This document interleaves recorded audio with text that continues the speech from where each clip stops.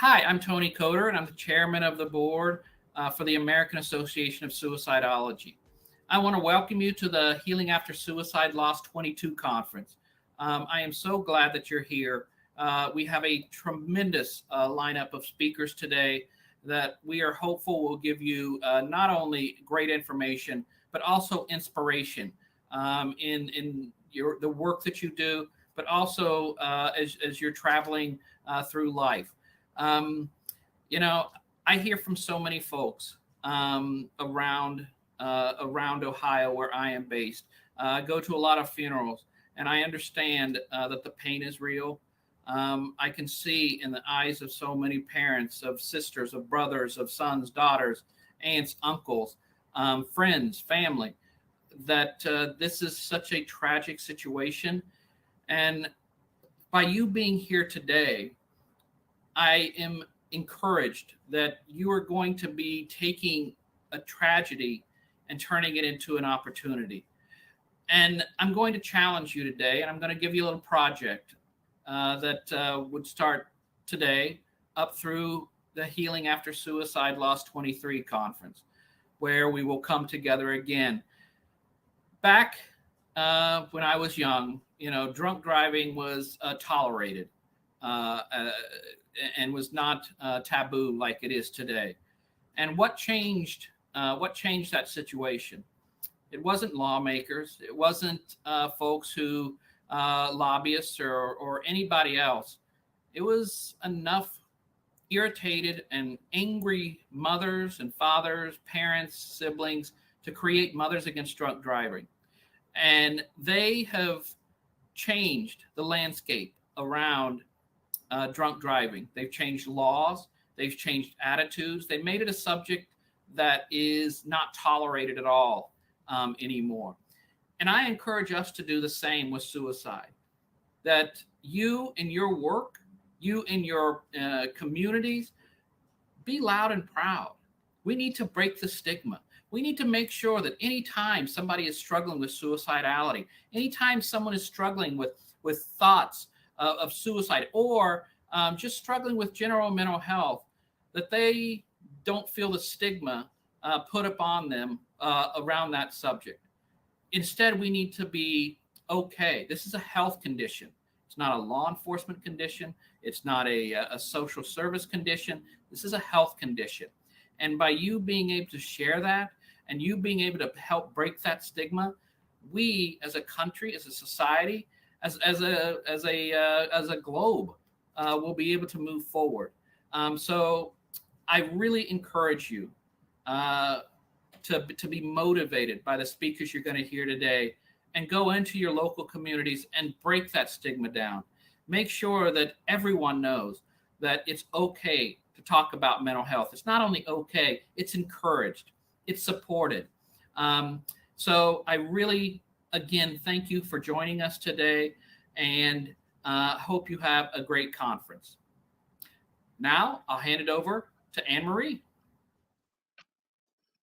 Hi, everyone. Tony, thank you so much for your gracious welcome for us. My name is Anne Marie Matulis.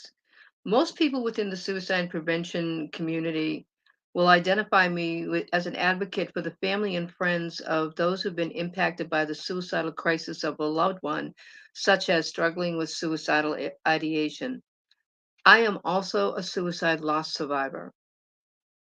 And thanks to AFSP and the Samaritans, I'm a certified grief support facilitator.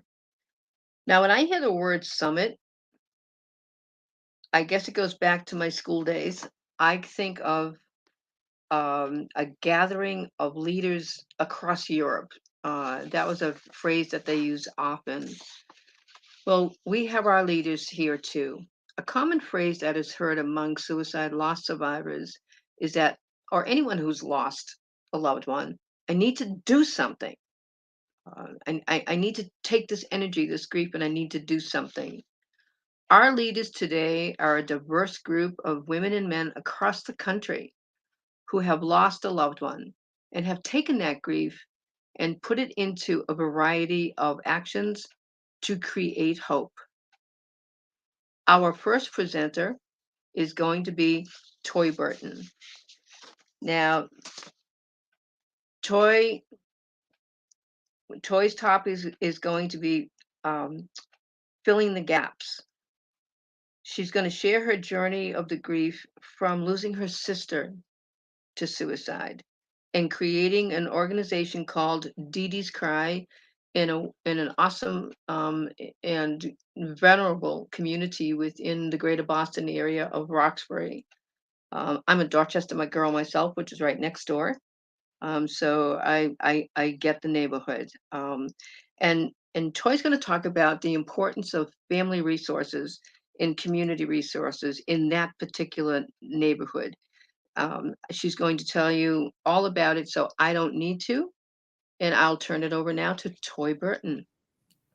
Thank you so much, Anne Marie, and thank you, AAS, for inviting me here to share my story. Um, I like to start with breaking the myth. There's a myth that Black people don't die by suicide, and I'm here to say that we do. My sister, I was 19 years old when my sister Dee Dee Danita Shane Morris died by suicide, and she was 23 years old. Um, when she died, it wasn't her first attempt, but when she died, I thought she was better. You know, my family thought she was well, because a lot of times people ask, what are the signs? And sometimes there aren't any. Sometimes um, people seem like they're doing okay, but we have to always check on our loved ones. So when my sister died, like I said, I was 19 years old and I had just started drinking. So the pain of her dying made me drink even more excessively. And it helped me cope with the pain that I was feeling. It helped me deal with the childhood traumas that I never addressed. So a lot of people in my community self medicate. Of course, back then we didn't call it that. It was just drinking, right? Like everybody took a drink. Um, Eventually, drinking turned into using drugs, right? So I started using drugs to self medicate. By the time I was 25, I had my own suicide attempt.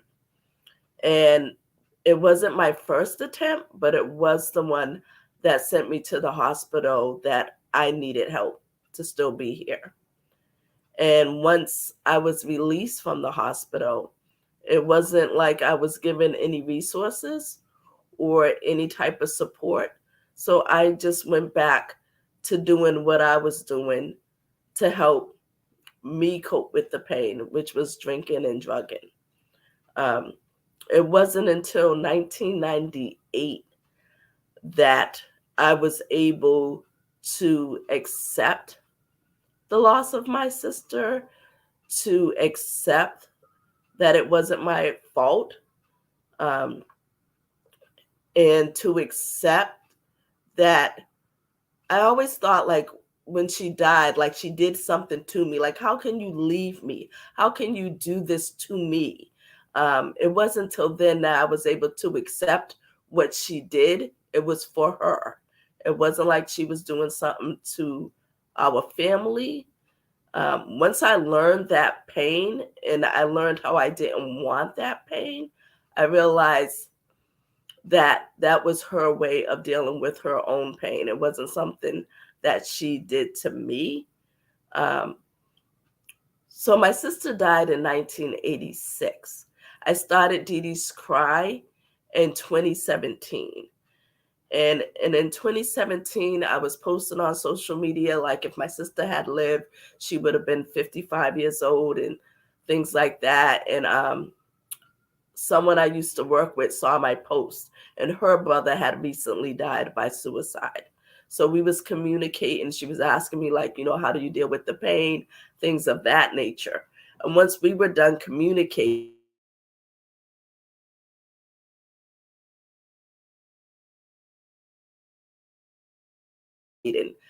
what I found out or what I learned just being on these websites, I got angry. I didn't see anybody who looked like me.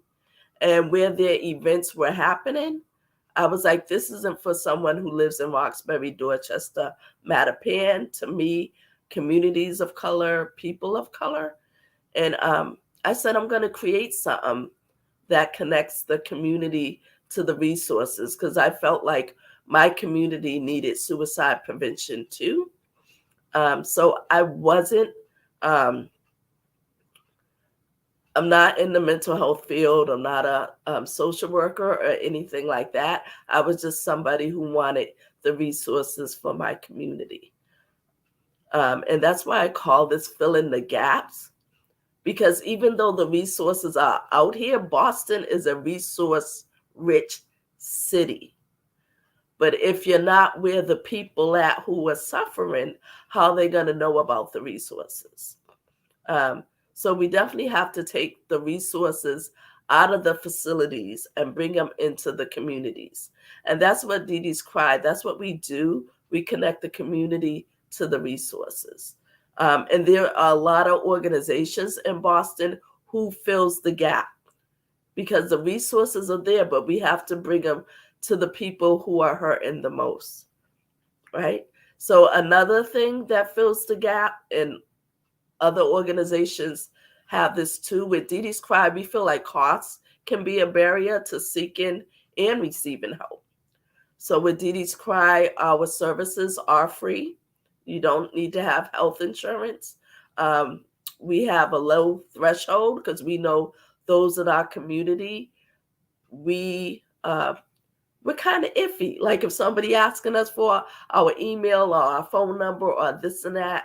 So with Dee Dee's Cry, we don't ask for the information, because we know that can be a barrier. So we totally, we live in the communities that we serve. You know, I live in Roxbury. My team lives in Roxbury, but we service all of Boston and Massachusetts. We go out of Boston. We go to college campuses, because we like to spread the word that suicide knows no racial boundaries, and everybody needs the support. Everybody needs the resources. So if you are on social media, go to Dee Dee's Cry's Facebook page, like our page. What we're doing, we're also on Twitter and on Instagram. And we have virtual groups, because we know that people in our community, we don't go to facilities, right? So we have virtual groups, and like I said, they don't cost money. You don't need health insurance. We have groups for those who have lost someone to suicide, those who've been impacted by suicide. Like I said, I'm a suicide attempt survivor, so we have support for suicide attempt survivors. I'm also 24 years clean and sober, so we also have groups for those in recovery. So I definitely want to emphasize and repeat, fill in the gaps. So if you have these resources, please bring them into the communities that need them.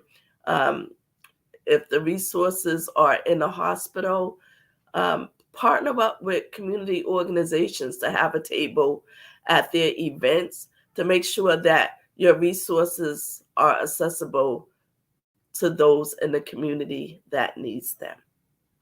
Thank you so much. Thank you, Toy, and we hope you feel better. We know that you're struggling there a little bit, and I want to thank you so much. And the one thing I also want to do is I would like to welcome everybody. We see the stream coming in from the chats, from YouTube, and I think we may be on Suicidology's AAS's Facebook page too. But at least the stream is coming through, so we can see your comments. Thank you all for coming, and thank you for sharing your own experiences as I see through the chat there. I wish I could see it better than I do, but we wanted to welcome you. We're glad that you're here with us. We hope you can take something from it, and hopefully you can then put um, your thoughts and suggestions into action similar to what you're hearing today from our speakers, or something very unique and different that you might want to do yourself. The next person coming on board has a marvelous sense of humor, and she paints rocks. So I just wanted you to know that, right out of the gate. Jackie Christmas is part of our AAS executive committee. She is actually the secretary for our board of directors. And she has been working with the Department of Mental Health for 27 years in Missouri, soon to be a retired employee. I hope your retirement goes a little better than mine did, since I'm still working full time. And Jackie brings to the table a wealth of experience. The topic that she's addressing is an extremely important one, and certainly as a grief support facilitator, uh, we need to be open-minded and welcoming to all who have lost, and not set up criteria, and open our hearts and our minds to everybody. Jackie's going to talk to us about, after the storm, finding peace and purpose again. Jackie, stage is yours, hon. Thank you so much, Anne Marie. It's a pleasure to be here with you today. I have some images that we're going to pull up, and this helps me stay focused and not get out in the weeds too far, if you know what I mean. But yes, I named this after the storm, Finding Peace and Purpose Again. And I identify as a bereaved mother, not necessarily a suicide loss survivor, but just a bereaved mother. In our family, we have lost many young people. And so I'll talk a little bit about my son, but I also lost a niece who was 20, and she had been diagnosed with pulmonary hypertension when she was 10 years old. She needed a heart lung transplant, most likely. But my brother thought her quality of life was more important than her quantity of life, and she lived to be 20. His grief is equal to my grief. We also had a cousin who was a homicide victim and was involved in a road rage incident that escalated and resulted in his death. And so, as Anne Marie mentioned, I just welcome everyone to the table as we talk about life after loss.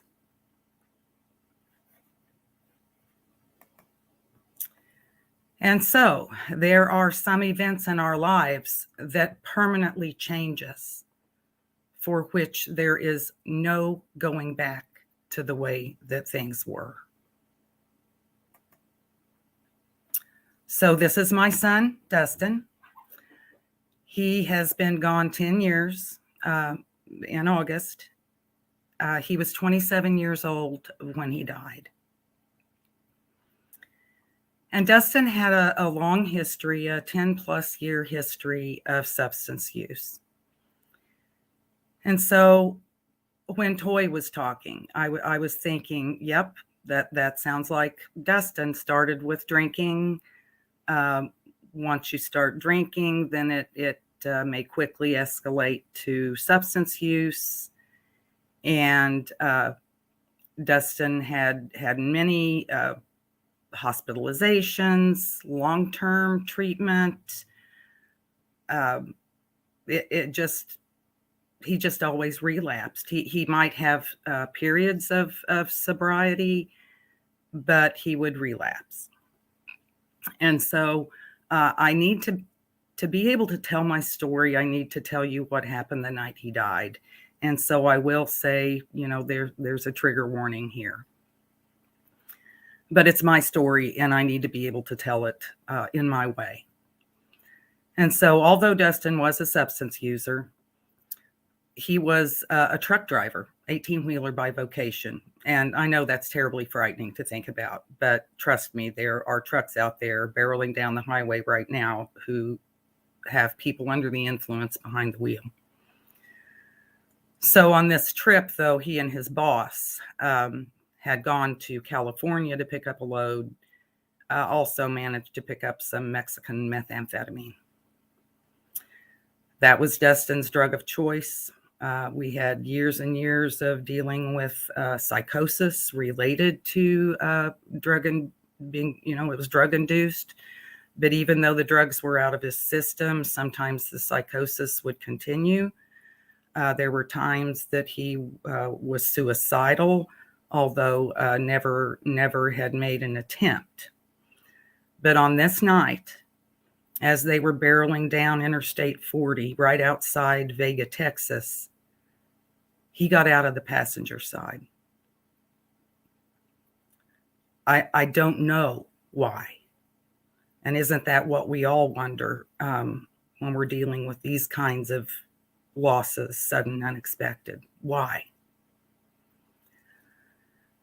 So he did have an autopsy, and the medical examiner said it was either a jump or a fall. So it was either a suicide or an accident. I also learned that he had spoken with my mother on the evening prior to his death and had told her that he wasn't suicidal. Now, keep in mind, this is in 2012. I didn't know anything about gatekeeper training. I didn't know anything about asking people if they're thinking about suicide. And so I know that my mother, who was then 87, didn't know to ask those questions. What I've learned is that people who are thinking about suicide often speak about it in the days or weeks preceding the event. And so again, I still don't know. But I'm bereaved. I was so bereaved that at 6 months, the 6-month anniversary of his death, I wanted to take my own life. I wanted to go be with my son in the afterlife. And so the picture at the bottom of the nice restaurant is I left town. I live in Southwest Missouri. I drove to a small town in Arkansas, checked into a hotel. No, excuse me, a motel, not to be confused with a hotel. And I went to this restaurant to have my last meal. I struggled through the night. I had friends and family reaching out to me. They knew I was in trouble. I managed to get through the night. I did not harm myself. However, it was a long night, let's just say. I thought about the reason I wanted to die, and then I came up with reasons to live. I have 2 other children. I have grandchildren. I have a husband now of 30 years. My mother, my career. I mean, there were just so many reasons to live. So I came home, still struggling, but I did not take my life. And so how do you find inner peace when something so horrific and traumatic has happened? The loss of a loved one. And so I started participating in some group activities. We call that psychosocial education. So it was non-clinical. Now, trust me, I tried the clinical side as well. And I just really found in the small rural community where I live that many of the therapists just really, they could hang a sign out that says they do grief counseling, but they really were lacking, in my opinion. I did not find it particularly helpful. And so I turned to other things. And so through peer-to-peer support, I was connected with others who've had a similar situation. We share our life experiences, and we know that we're not alone. I also, thanks to Anne Marie, was challenged with assessing my behaviors and attitudes. And then taking that information and deciding, because it is a choice, that there were changes that I needed to make in my life. And that included some self-care skills. And so developing those wellness tools that maybe worked for me, the ones that worked for me in my 20s, 30s, and even 40s were no longer working for me. And then I had some turning points. And I think we have time for me to share at least one of those stories. So I was very angry still, and I left work one day and pulled up behind a pickup truck that had one of those memorial signs in the back window. Looked away, and then I thought there was something very different about that. And I looked again, and it had one date. And that date was August 9, 2012. That was the same day my son died. And I realized in that moment that I had two dates and 27 years in between. And I should be grateful for that. That family sitting in that truck in front of me had one date, which meant that their child was born and died on the same day. And so I incorporated gratitude. And it's not always easy, but I am grateful. I am grateful that I have two dates and 27 years in between. So for me, self-care is soul care. And these are just some examples of some of the things that give me, that help my soul. So I have pets. I have 2 cats and a dog, and they keep me on my toes. I am fortunate enough to have this beautiful pool in the backyard, and I enjoy sitting out there. I enjoy swimming in the summertime. You see, there's also a little fire pit. I love to just have a little fire in the evening watch the sun go down. My husband sometimes calls me pyromaniac, but I just love that, and I love the smell of the wood, and I just try to be in touch with nature and my senses while I'm sitting out there. And then Anne Marie did mention the rocks, and so these are some of the rocks that I've painted. But the other part of that is that I submitted those rocks to this Guinness World Record event. And so there is the Joshua York Legacy Foundation, and they have a Facebook page called Suicide Prevention Rocks. So someone had invited me to that, and that's how I got involved. But I did submit rocks. This was in 2020.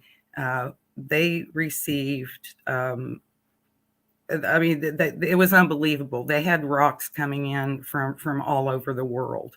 And then this is how it was set up. And then the Guinness people go through and look at each one, and because there's certain criteria that has to be met to be in the world, to meet the world record. So that was very helpful to me, just to be involved in that. Here are some of the other things I've been involved with. Oh, in the top left, and Anne Marie and I were both there at the same time, but we didn't know it. But we were at the very first rally for suicide prevention in Washington, D.C., in our nation's capital. There we are on the lawn. That's me and my Missouri crew. At the bottom, you can see this is the back of Tom Cruise's head, but this was at AAS 19 in Denver, and Anne Marie and some of the IFF, Impacted Family and Friends folks were, we had a table exhibiting, and then we were also encouraging people to join some of the different groups within the AAS organization. My Missouri peeps and I driving to Denver. We always have a good time and just enjoy each other's company. That same group up in the other corner during our COVID time, we connected through Zoom 2 times a week. We did it on Thursday evenings and Sunday evenings, and it helped get us through. I've presented nationally. I've presented local or state in the state of Missouri, and so I enjoy doing presentations. I enjoy sharing my story, and hope that my story can help others. So, finding that purpose and passion. Around 2014, 15, I started getting involved in suicide prevention. I became a certified question, persuade, and refer suicide prevention gatekeeper instructor. I became certified in mental health recovery and wellness recovery action planning through the Copeland Center. I met Anne Marie in, I think, 2018, and thank goodness, because a voice at the table really helped me work through some of my issues and helped me find myself and my purpose. Then Anne Marie and I are both involved in the American Association of Suicidology. A year ago, I was asked to step in and serve as the secretary during this transition period that we've been in. I met a lady named Laura Stack at this Healing After Loss Summit in 2020, and joined her advisory panel called Johnny's Ambassadors. And I encourage you to look at Johnny's story. Johnny did die from suicide. However, it was related to long-term use of high potency THC products that resulted in psychosis and then death. And I got involved as a volunteer with the American Foundation for Suicide Prevention. The first year I did that, I went across the state. I went to 3 different walks. Joplin, Missouri, which is my community. I went to Farmington and also Cape Girardeau. And after that, I agreed to co-chair our walk here in Joplin, and for the last 3 years, I've been the chair. And I make a joke that it's like joining the mob or something. That once you're in, you never leave. There's no way out. But I do enjoy my volunteer work with AFSP. And so there is hope. Out of the mountain of despair, a stone of hope, according to Martin Luther King Jr.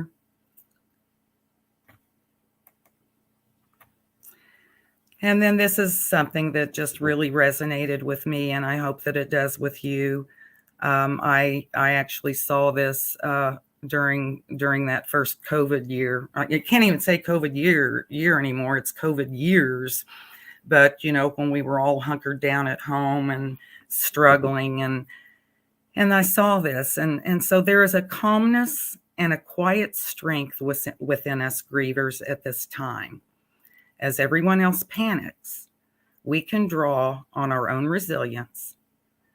Having faced the end of our world once before, we know we can get through anything. And so I would encourage you to draw on your strength and your resilience. The other thing that I want to say before I wrap up is that was very helpful to me, and I learned this actually through a connection with Compassionate Friends, is that I know that my child would want me to have a happy life, and that the best way that I can honor his memory is to live my best life. And so I've been able to do that through finding inner peace. And I thank you all for listening. It was my pleasure to share my story. And I will pass this back to Anne Marie.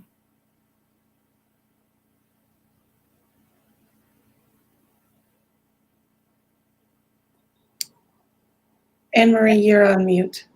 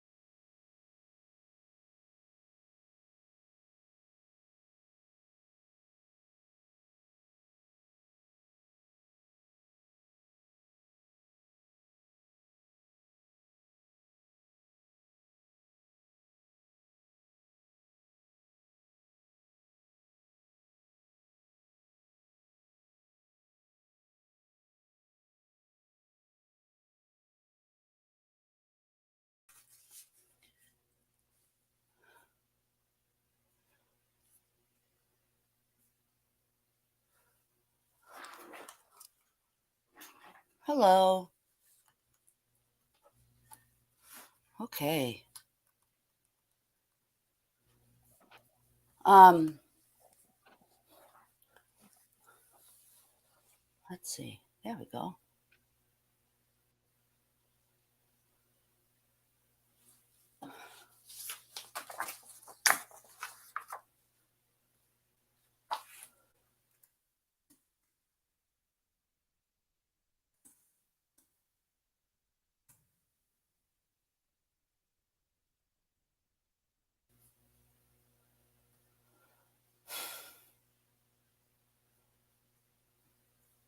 Hello, everybody. I'm Dr. Pata Sugimoto, and I'm here to talk about stories that heal. The ways that we can use stories to help us heal and to help communities heal. I want to introduce myself with 5 facts about me. I have been blessed to teach everything I've ever loved to do, which includes writing, literature, poetry, biology, teaching pedagogy on the graduate level, ceramics, collage, beading and jewelry making, Reiki, sign language, art, and all levels of writing and bicycle maintenance. Now, I became a cyclist at 46 years old, and I'm 61 now. And the first year I rode seriously, I rode 6,000 miles. And in 2012, I rode a fully loaded touring bike across the country from Bedford, Massachusetts to Dayton, Washington State. I have worked in education since I was in high school when I worked at a student service center for the Department of Education in Massachusetts. I have a PhD in education from the University in Pennsylvania, where I focused on issues of race and racism in secondary classrooms. And I was a university professor for many years. And now I'm educate about suicide prevention and equity. I also have a 28-year-old daughter who is an artist in LA. And in fact, I am visiting her now. So I'm on the West Coast, which means it's substantially earlier here. And finally, I am also a suicide attempt survivor, a suicide loss survivor, and an impacted family member. So I'm waiting for some slides to upload. So I'm just going to go on, and they're not critical to the presentation. I'm not showing data, thankfully, right? Which can be very cumbersome in terms of trying to explain it, right, without the slide. So first, I want to talk a little bit about story in my own life. For me, there's been an important therapeutic impact of telling my story to myself, which has transformed me internally. Story has been a powerful tool in my healing, both in the writing of the story and in telling the story and sharing the story. And I use many forms of writing for my healing, mostly writing in my journal, poetry, and essays. I also work with a colleague, Christina Chan, to write a short play called Breaking Silences about young Asian women and mental health. And as I write, I learn about myself. For example, I'm going to share a poem. So I'm going to, a piece of spoken word. I'm going to weave some of my spoken word in just to illustrate how story can be so powerful for myself and for hopefully, to some degree for others too. So I'm going to read a poem called How to Fix a Broken Mind. When I was 16, despair tugged at my legs, pulling me under the surface, drowning me as I gasped for air, for a reason to live, for a way out of the abyss. I believed I was worthless, unworthy of love, so broken that no repair was possible, so broken that I knew my life was not worth living. How do you fix a broken mind? I survived despite my attempt to close the door on this life, despite my pain and the constant omnipresent darkness in the sense that death was waiting right around the corner. For years, I endured my life of brokenness, endured the suffering of my mind. I want to say when you were born, my darkness vanished, but it did not. And at the same time, a shift began. I believe as your mother, I made a contract with Spirit not to abandon you by my own volition, not to yield to my own desperateness. If I was obligated to live, if not for me, then for you. If I were obligated, then healing was the only possible choice. Healing is not easy. There's no quick fix, no duct tape to stick the pieces of my mind together. It was more of a decision or an idea that I felt I had no choice but to follow. How do you fix a broken mind? Decide that life is the only possible choice. So this, here. So that's actually a picture of me at 16. And that's me with my daughter when she was just born, I think six months or something. So this poem helped me understand my relationship with suicidality and the fact that I came to believe that I had choices. So that was something that was really powerful for me in my healing journey. In addition to, as I share my story, I shed some of the shame that lingers about being a person with lived experience, both as a loss survivor and an attempt survivor. And as well as an Asian American in a white culture. And my hope is that my story might might help someone else think about these issues as well. And as an educator, I found story is one of the best ways to engage people as in approaching and understanding new knowledge or uncomfortable subjects. And I've told my story many times in different contexts for different purposes. Um, Two important ones are to break the silence and stigma about mental health, specifically in the Asian American community, and also to illustrate concepts of culturally relevant treatment, the lack of mental health resources for people of color, and to examine intergenerational trauma. So there's power in telling stories. The slide is not great on this thing with the white. Sorry about that. Stories pass down history and information, including cultural information in both families and in society. Stories can create empathy among people of different backgrounds. Stories can create new knowledge and narratives or maintain narratives such as the rules and norms of dominant culture. Stories can also counter the assumptions of another's experience. They illustrate that people of color or loss survivors are not all the same. We have nuanced stories that are unique, but sometimes can have common themes. Narratives can create stereotypes too, and narratives can counter. They can also create, but they can also counter stereotypes and allow for the claiming of experiences that are not defined by the dominant culture. So I wrote a piece about being mixed heritage called A Response to Questions About My Mixed Heritage. So, what are you? What am I? Is this a trick question? What happens if I get it wrong? What I am is not static. What I am is dynamic and sometimes overwhelming, sometimes too much to bear. This is not what they mean. What I am is colorful. What I am is strident, persistence, and a pain in the ass. This is also not what they mean. What I am is Cassandra, a samurai, a witch, a seeker, a teacher, and a learner. This too is not what they mean. What am I? I am enough. So, in this poem, I really try to claim my experience that's counter to the dominant cultures trying to put me in a box, trying to label me all the time. And that experience, particularly as a mixed heritage person, happens all the time. And there are many ways to tell stories, and through poetry, video, narrative, journalism, plays, all sorts of ways. And after George Floyd's murder, the subsequent protests happened because finally we could see and understand that human beings behind the many murders of Black people that felt connected to the loss. Unfortunately, it took these stories being caught on camera, right, for people to believe them. And as a result, these stories have exposed many things, and we are seeing some shifts in the conversation about race in America. So stories can be really powerful and can even change the ways that history goes. The context for stories is also important.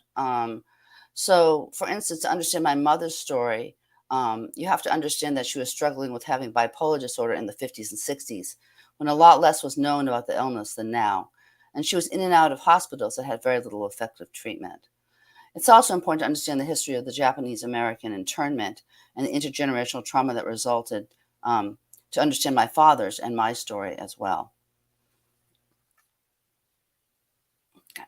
Now, some stories are silenced by the dominant culture. History is erased or revised to the benefit of the dominant culture and to maintain the power structure of the dominant culture as well.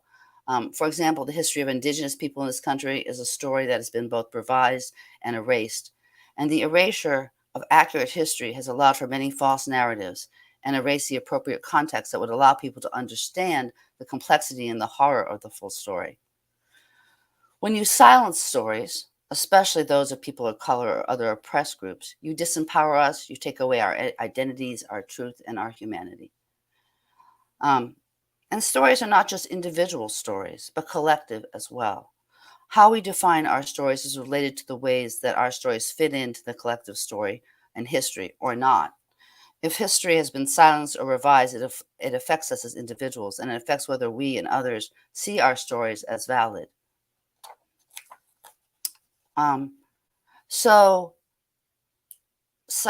Silencing is not only about which stories are allowed to be told, but which stories are elevated. It's about who gets to tell the story. For example, the white producers and directors telling stories of people of color for their own purposes, as opposed to making space for people of color to tell their own stories. And this is a common practice. And I am lucky to have a place to tell my story without repercussion. So self-silencing our stories is also an issue. Sometimes we know our stories are not welcome, and we silence them ourselves.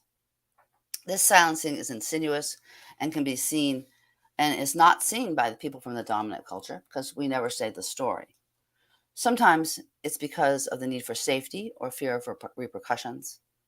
Sometimes it's due to internalized oppression, feeling that our stories are not worthy. And sometimes it's due to professional constraints, such as clinicians may not feel that they are allowed to tell their stories of lived experience with mental illness or with being a loss or an attempt survivor because it may be perceived as showing weakness. So it's important to own our stories. It's important to not let our stories to be silenced. So the dominant culture has stories about us. For example, Asian Americans have been designated as a model minority by the dominant culture. And the model minority myths that Asian Americans are doing well in terms of white norms and they don't need help. It also holds up Asian Americans as the model for other people of color and pits us against each other. It says if Asian Americans are doing so great, it's your fault, other people of color, that you're not. The model minority was created by the dominant culture intentionally to hold up power structures and divide people of color. So this is a dangerous story, and it's not beneficial to Asian Americans, other people of color, or even the dominant culture because it denies us our truth. It's used to control behavior by constraining people to specific roles, imposing social consequences on people of color who step out of the box. Now, Asian Americans are supposed to be quiet and not make waves, and this can be internalized as well. And I actually wrote a poem called The Apology about this phenomenon. People always tell me I apologize too much, and I think this sheds light on that. The Apology. Once I was sitting with my friend Donna Ozawa, another Sansei daughter, another daughter of parents who were interned in camp during World War II, another daughter who spoke English perfectly and was told to go back where she came from. I remember she apologized about something. I don't remember what. Then I apologized for something else. Then we riffed on apologies. Sorry for wearing blue. Sorry for taking up space. Sorry for speaking so loudly. Sorry for breathing air. We laughed. But it's not really funny. Silenced through apology, as if our very existence was an affront, as if we have something to apologize for. So this is, a poem about self-silencing and about silencing ourselves through apology and, not taking up the space that we need to tell our stories. Another narrative that the dominant culture holds about Asian Americans is that we are implicated in the spread of COVID-19 in the United States. And people know this narrative, that Chinese Americans spread COVID in the US. And this has proven to be false, but it increased the racism against Asian Americans in this country. So that story, that narrative had a collective impact on a whole group of people. And so we can see the ways that stories are not just like our individual stories, but they're also stories that are in the culture. And the way that they're systemic, and sometimes, and media outlets and people in power perpetuate these narratives, sometimes without consideration of the impact. So, and even our families can have narratives about us. In fact, our families do have narratives about us. For example, many years I was a designated patient in my family, and this meant how I was perceived was limited and constructed through the lens of being mentally ill, rather than seeing me as a whole person. Furthermore, growing up, stories are one way our cultural identity gets formed and supported. What stories are told and what stories are not told shape who we are and how we define ourselves. So my father didn't share much of his history except when I asked about the internment experience in 11th grade. And later, my dad shared in an 11th grade classroom his experience with the Japanese American internment. But he tried to be as American as he could. He moved to a white neighborhood. He married a white woman. He tried to assimilate, but it didn't really work because of the racism in our country, for one. So as my sister and I began to explore our history, and we fed that to my dad, he began to understand his Japanese Americanness through our lenses and our eyes as young adults, which countered the assimilist narrative of the good American that he grew up with. And when you claim your own narrative, particularly in the face of dominant culture trying to erase it, it illustrates points of resilience. In addition, hearing other people's narratives who share your experience can have the same effect. So claiming your story can also be an act of resistance, as it allows you to define yourself and your experience. It is a way to subvert the dominant culture and what it expects of you, and provides an example for others to do the same. How stories are received and heard is also important. So witnessing stories, the act of listening without judgment, is critical, especially if the story is being told by a person of an oppressed group, or a group that's marginalized, and in suicide prevention, attempt survivors, loss survivors, and impacted family, need to tell our stories because they have often been suppressed in terms of the field. So one thing I really want to talk about is safety in stories. It's important to consider issues of safety when you're telling your story. And I believe it's primarily the responsibility of the dominant group to make it safe. But we know that isn't always the case, right? So it can be risky telling your story, especially if you're saying things that challenge the dominant culture and the structures. It can also be risky if you're not ready to tell your story, because stories can be revealing a personal truth. And when here I'm sharing your story, not just telling it to yourself, but sharing it, going out and sharing it in venues like this. I mean, these people who are sharing their stories, the ones you've heard, the ones you will hear, are all very brave. This is not an easy thing to say. It's not an easy thing in their life, and it's not an easy thing to share. And sometimes people are not ready to share their truth. For example, I was a planner in a conference, and we had a young woman with lived experience who spoke, but she wasn't ready, and she broke down. And from then on, as conference organizers, we really vetted our speakers to make sure they were ready. Just ask them, how long have you been working on this? Have you spoken before? Because we want to make sure that people understand the risk of going public and we're ready to tell their stories. And particularly in this world of media, recorded media, and all that, we have to really look at, where the stories are going to go, where they will end up. And a lot of times as a storyteller, you don't have any control over that. In 2019, I was interviewed by 2009. That was a lot earlier. Sorry about that. I was interviewed by Psychology Today on living with severe depression. And before I agreed, I really had to think about, this is a national magazine. You're going to be, in this magazine. They're going to take your picture, all that kind of stuff. And there was no going back after that. There was no going back to kind of hide in the shadows of my own experience. So I decided to do the interview, but I realized that there was no going back. I couldn't, I couldn't take back what I said. And this was fully illustrated by the fact that I was stopped in the street by a friend who said, "I saw your thing in Psychology Today." And this was, it was a little startling. And unfortunately, she was rushing, so I couldn't say, "What'd you think?" which is really what I wanted to know. And this was the first time that I shared my story, first of many times that I shared my story, but was also this pivotal point in going public, because I knew that I would be out there, out on a limb, and that I would, that it would be very public.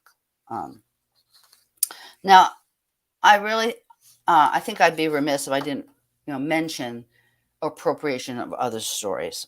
So, I believe it's not acceptable to appropriate the other stories, which happens quite often, in situations, in fiction and in film. I mean, fiction, it's complicated, but I think it's not appropriate to, uh,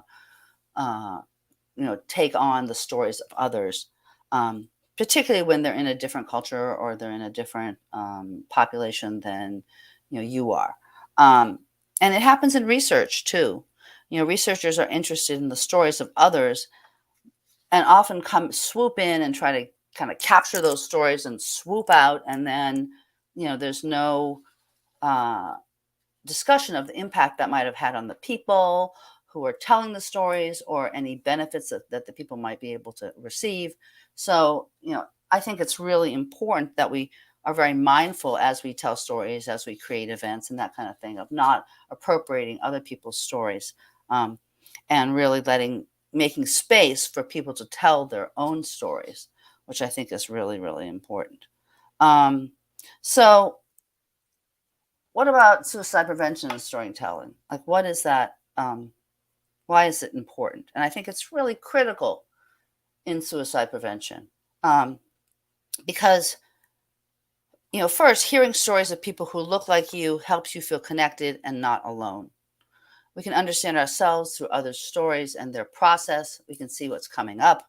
We can think about what we're doing versus what someone else did. If someone's further along the healing path, we get to hear their path and hopefully get some insight and hope upon our own situation. And stories are really one of the best ways to cultivate empathy. Saying a statistic does not cultivate empathy usually. The idea that we can understand the experience of someone else, and really empathize with their experience. And we also know media stories, if told insensitively, can be harmful not only to the subjects of the stories, but to the communities to which they belong. Also, it can be harmful in the field of suicidology as a whole. I mean, we work to save lives, but sensationalized, I can't speak, media stories work against us by spreading misinformation and sharing too many specific details, making it possible for suicide contagion. So, we need to be careful as we tell our stories, particularly those stories that are, about suicide or homicide or, all those kinds of really hard situations that can be triggering to others. And it's critical, I think, for people with lived experience of all kinds to be able to tell their stories in ways that are both true to themselves but not harmful to their audience. There can be an inherent tension there, obviously, because placing guidelines about safe messaging can also feel like censorship.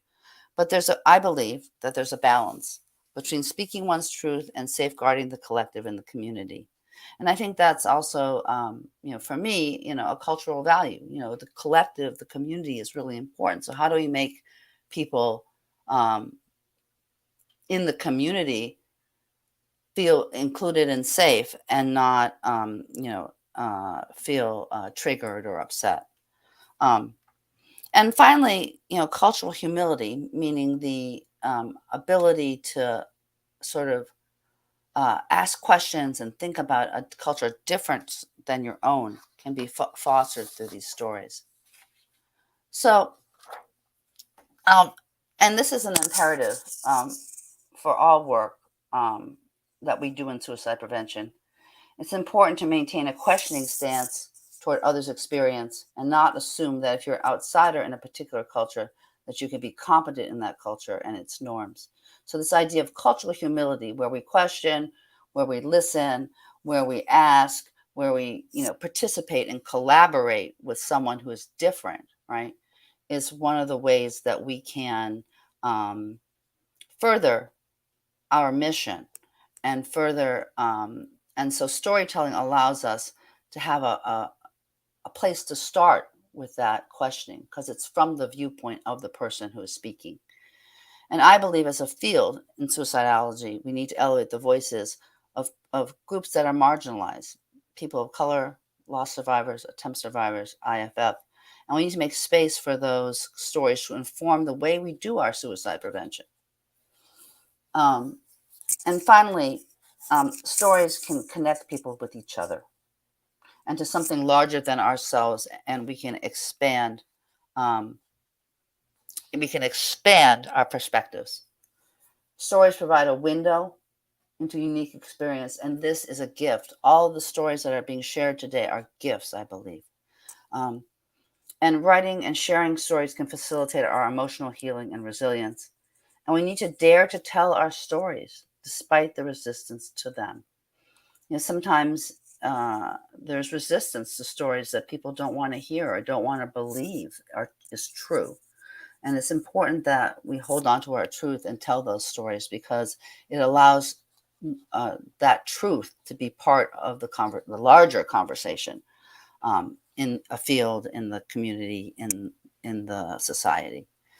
So I want to end with some words from Audre Lorde, who talks about this idea of speaking in the face of resistance, speaking when people are opposing you in ways where they really don't want you to speak.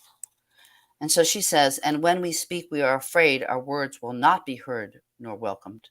But when we are silent, we are still afraid. So it is better to speak, remembering we were never meant to survive. Thank you. That's what I have, I think. And I hope it was interesting. Pata, thank you very much. Sure, Anne-Marie, anytime. I'm sure I was. I'm really sorry I was not here to introduce you myself, because of course I had prepared for that. But when the blind lead the blind into the so I saw a notice that I was on mute, and I hit the red X. Only the red X just shut me right out of the studio. But thank you for that. I really do appreciate that the deeper dive into effective storytelling, as you and I are always talking about. Yeah. Really to be able to do that safely and effectively. And Potter and I have done some town hall meetings about effective storytelling, and I'll have to dig out those videos and get them up so people can see them again. So I really, I thank you so much, Paula.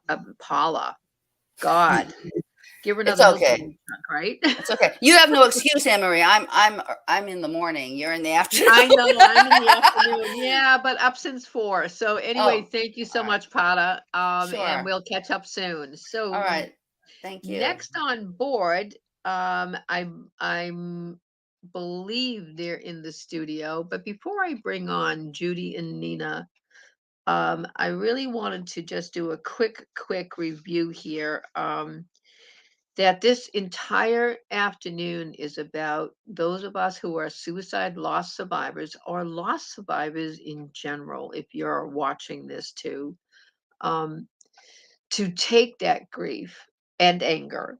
We talk about that in our workshops, and create hope. Hope not only for ourselves to improve the quality of our life, but hope that we can make a difference for others. As we're going through. So far you've heard Toy Burton talk about what have really been some challenging issues within the Black community in Roxbury, Massachusetts, which is a neighborhood in Boston. Uh, and then we heard Jackie Christmas talking about the same thing that Toy touched on too, is that look at the crossover for those of suicide loss. Where oftentimes other public and mental health issues cross over. And in this case, for both Toy's family and Jackie's family, substance abuse was a piece of it. And of course, Jackie paints rocks. Don't forget that, everybody. We always need to keep remembering that Jackie paints rocks. You heard some of the alphabet soup, and I just wanted to clarify that IFF refers to impacted family and friends. And the R&R refers to a re-energize and reconnect wellness workshop that I'll be talking about later this afternoon. And Pada just really touched on some of the most important things that If you feel it's imperative to share your story, and we believe that talk saves lives, and yes, it is important to share your story, then, consider talking with some other people who've done this before us. And therefore, we learn the pitfalls and the problems, as you heard of that young speaker that came to a conference, but really was not prepared to be standing in front of such a large audience and bearing her soul. So there's a lot to think about that we have been putting out there, and you're going to hear much more. Um, I want to introduce you to two very active advocates in the greater Miami area who take on another population that brings its difficulties with it and challenges to talking about suicide in general, let alone a suicide loss, and that is the Cuban American community. And I'm going to turn this over now to both Judy and Nina. It's a mother and daughter. They work like Tracy and I do, and they do an incredible amount of work down in that area, and they are groundbreakers, people. They are world changers. Judy and Nina, the stage is yours. Thank you for that awesome introduction, Anne Marie. I am Nina, and this is my mom, Judy. I'm Judy, and you'll always see us in tandem. We're a duo. It's kind of hard to be here with each other. We understand how blessed we are to have that. We want to take just a moment because we were not sure if we were going to be here. We are so glad and so blessed to be here. As Anne Marie mentioned, we're from Florida, so most of last week was a little bit, or this week was a little bit crazy because we weren't sure because of the hurricane how we were going to be affected. But we wanted to take a moment just to give our thoughts and our prayers to our West Coast friends who have been so deeply impacted by Hurricane Ian, and to send our condolences for the loss of life. We just thought it was important to take a moment and just acknowledge that since we are from Florida, before we continued on today. And so I wanted to thank Anne Marie for that amazing introduction. To give you guys a little bit of background of who we are fellow loss survivors. We lost my older brother, Tony, almost 5 years ago. It's been 4.5 years.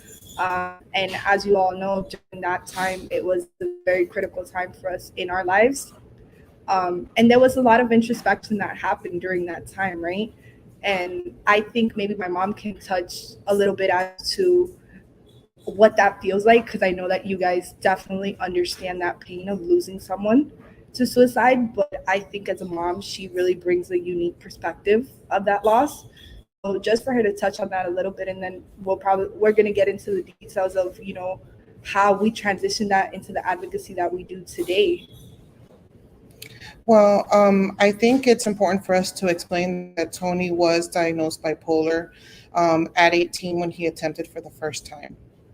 And so we spent a good 6 years, almost 7 years, up until his passing, putting out fires. We, as a close-knit family, we were brought up that our business stays at home. We don't share anything but what we want people to see, which really, really crippled our efforts in trying to get him the assistance he needed and trying to educate ourselves to know what we were dealing with. But when he did finally pass, I think that there was a moment of, okay, so this is how this ends. There's nothing else. This is how this ends. After all of this, after all these years, after these 2:00 in the morning fire drills, after the highs and the lows, this is how this ends. And I think what was important to us at that point was not to let him go. That became the catalyst for our advocacy, I believe. It was just, we were in so much shock and so much disbelief that it became something that it was very, very important to keep him with us on a daily basis. And so we would talk about him frequently. We talked about him with a lot of people. And the feedback that we would get a lot of times is, oh my God, I'm so sorry. I have somebody who I know who struggled, or I have a friend who lost someone. And this story repeated itself over and over and over and over again. And there was rarely a moment that we came across someone that wasn't impacted by suicide or mental illness in some way, shape, or form. And we started to realize that the problem was a lot bigger than us, that we weren't alone, that there was a lot of different families that were struggling just like we were. Yeah, definitely. And then what we found along the way is when we had these people coming to us, we realized that this problem was bigger than us. We kind of realized that we didn't want another family to experience this loss, such a big loss, such a big hurt. Because I think Pata touched on it during her talk about the feelings that come with that loss, right? Like my mom explained, there's grief, there's anger, there's uncertainty, there's shock. You don't know how to move forward in this situation, and yet along the way, making these connections with people who have experienced a similar loss allowed us to kind of find our footing in what advocacy looked like, because we really didn't know what we were staring at. We barely knew what we were dealing with on a daily basis. We were doing our best, I think, like any family would. And so along the way, with connecting with people, we found that we were already doing advocacy because we were making that effort to connect them to a local resource. We were making that effort to tell that mom, hey, if your child's in crisis, let's get them over to one of these intervention levels. How bad is the crisis right now? And before we knew it, we found that we were already doing advocacy. And so when we for a second and we're like, how are we going to make this thing bigger than us? Because we know that this is not just our loss anymore. We took that into account, and it kind of propelled us to move forward in that way. And initially, the bulk of the work that we did were seminars. You know, one of our very, very first seminars, I think it's very dear to both of our hearts. At the end of that presentation, it was a very mixed group, and we were very thankful for that because we live in Miami, which is a melting pot, and we had a very mixed group of people there. And after that presentation, we had our mother approach us, and she spoke with my mom, and she told her that she had lost her son the same way 3 months prior, and she hasn't told anyone. I was essentially the first person she told. And at that point, we were like, okay, we're doing the right thing. But because we didn't prepare for this wasn't something like we set out and we said, okay, we're gonna work we're gonna do advocacy, or there was no game plan. The only thing that we really wanted was to be able to connect with people, and while we were connecting with people, made in such a way where it stayed true to Tony's legacy. So we started trying different things. We realized very early on that I connected with the parents and that Nina connected with the younger people. So when we would go into schools and we would do seminars and things like that, Nina would take the lead. When we went to places where there were a lot of parents and family members, I would take a lead. When it was a mixed group, we would do it in tandem. But what we realized was that because we're in such a culturally sensitive area, that we needed to do more. We needed to reach out in a way that hadn't been done before. So we started doing events, such as the Celebrate Your Life 5K that we just had this past month. And so we said, well, if we build it, they will come, right? So we host these fun events that remind you, hey, life is worth living, but have resources available and have ourselves there to speak to people. And what we found is that when you get people in a place of comfort, and they're having a good time, they'll ask you, oh, so how did you start this? And you tell them their story and they start opening up. And then you're able to give them the resources. So that was our kind of like little out of the box idea in order to be able to get to a population that is not really open about speaking about mental health. And it's worked for us. We've been able to reach people that normally, under normal circumstances, would not have attended a seminar or would not have gone and contacted the resources on a page, we make that personal connection. And once they start speaking with us, then it kind of opens the doors to us being able to say, hey, listen, I have this for you. This might help you. And I have this other thing for you. And if you need any more help, please reach out to me. We're here. We understand you. Yeah, yeah, definitely. And around those events, we've found that, like she said, our niche was more so focusing on the aspect of mental wellness versus mental illness and suicide. So we focus heavily on mental wellness to kind of encourage our community to get these coping skills, to take these resources to be able to move forward, because we understand that life is hard. It's not going to be roses and daisies all the time. But if you have those coping skills available to be able to move through these times in a healthy way, then we know that you'll move forward. And ideally, like she said, like our thing is that we just want to remind people why what's the reason that they should keep going, right? Because everyone has a different reason. No one's reason will ever be the same, but we want to take a moment to put them in a place where there's happiness and they can stop for a moment and look around and be thankful that they got to be here today.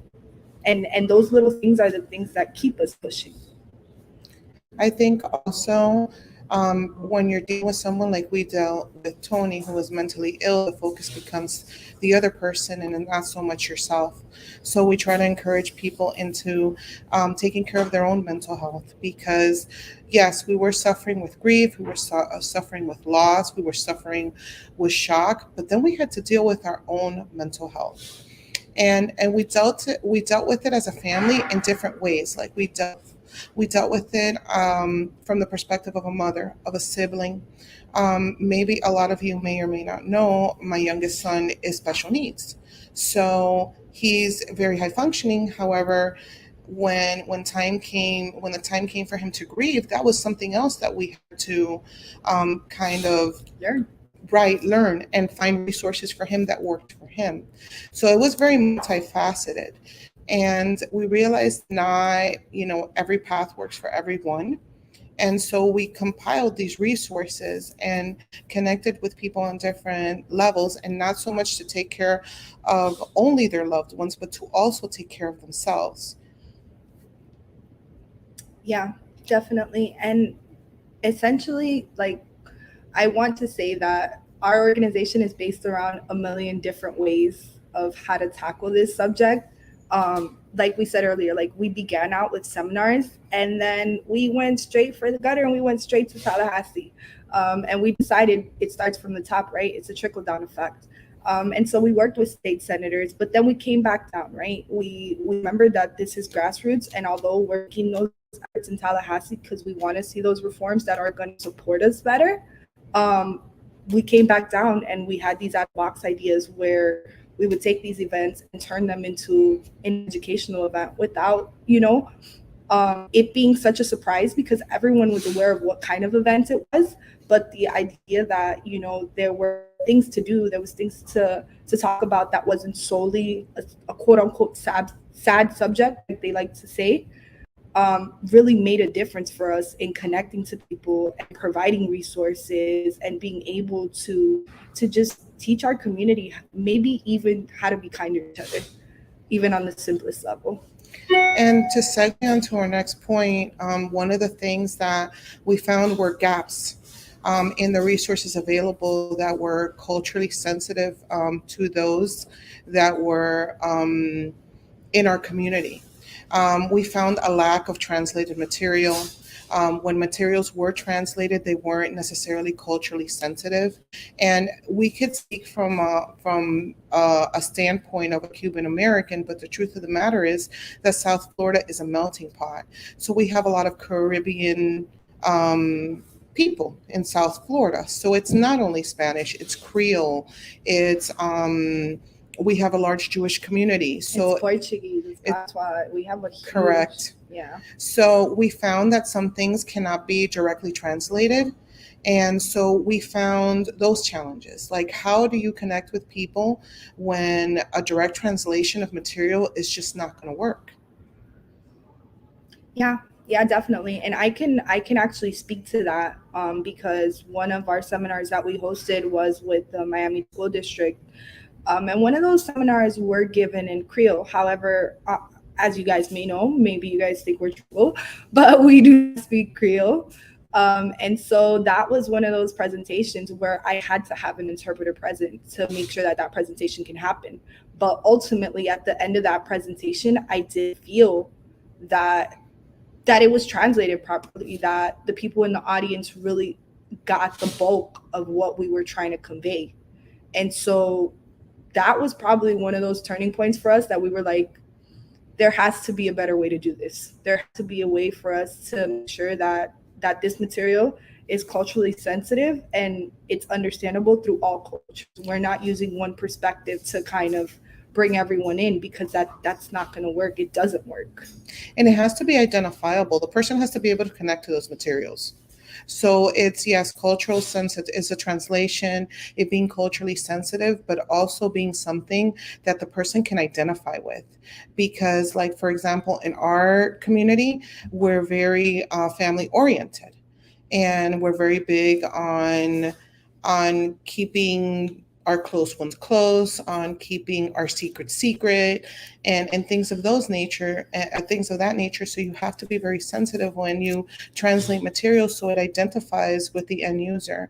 And what we felt is that some things were directly translated and it didn't really identify with the end users. Like, they would take these papers and they'd be like, what is this? You know? And then also we ran into, I guess, the mechanics of trying to get assistance. There, since we're in such a large community, there are a lot of resources, a lot of free resources. Some people don't know that they're available. So we've made those available. However, when a person reaches out and they're on hold for 15 or 20 minutes, or they leave a message and they don't get a call back, they get discouraged. And so we kind of had to sit there, and when we get those stories like, hey, I've reached out to this and I've reached out to that and I haven't gotten a call back, and we're like, listen, don't give up. Or my favorite stories is my own story with my therapist that my daughter kind of helped me through. Sometimes you get a therapist and you don't necessarily connect with them. And so you're sitting there on this chair and you're talking to the stranger, and you're letting out all these feelings and you're emoting all of this stuff and you're purging, and you don't feel a connection with that person. And I remember that me in particular, again, we're very honest and very open about the fact that in our culture, mental wellness is just not something that's very frequently talked about. So when I started kind of spiraling, Nina told me, Mom, you need help. And I was like, no, I don't. And she's like, yes, you do. You're not making any sense. And I'm like, no, and I'm like, no, I'm good. And she's like, no, you're really not good. And she's like, therapist. And so I did. And I was like, this isn't working for me. And she's like, you haven't found the person that you're connecting with. And I'm like, no. And she battled with me. And it took me 3 therapists and 2 years to find the person that worked for me.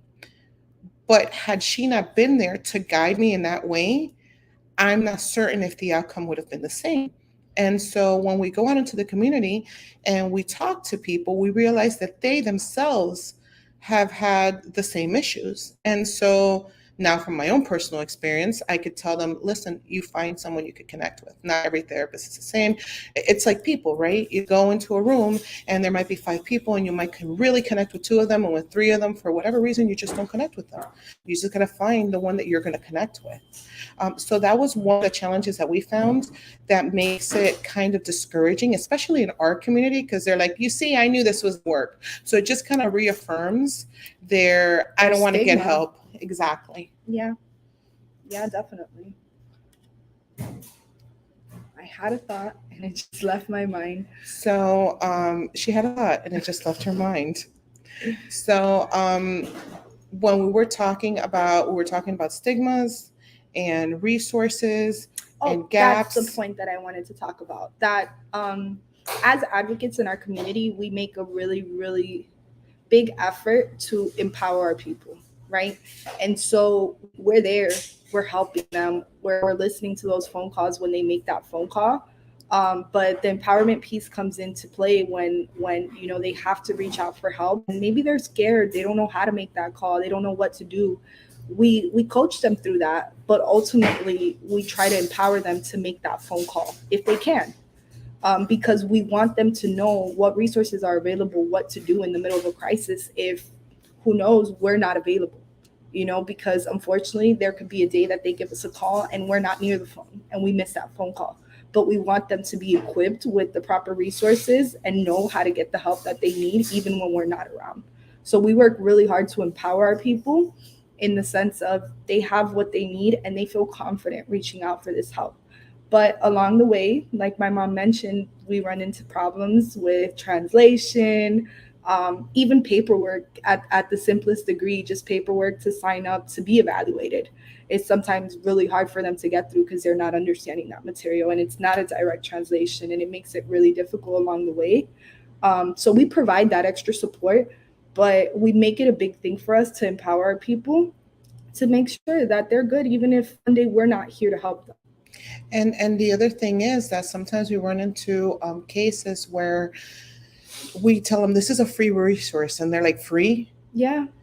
And we're like, yes, and they're like, no. And we're like, no, really, it is. I promise you, it's free. But there's a general distrust for things that are quote unquote free in our community, because they feel like, well, there's not really, like, why would anybody give us anything for free? So we kind of work to break stigmas, like, hey, listen, there's an entire army of people behind you. And we're doing, and it's not just, yes, we're here to hold your hand and do what we can do, what our niche is, but there's other people who are here doing the same thing that we're doing.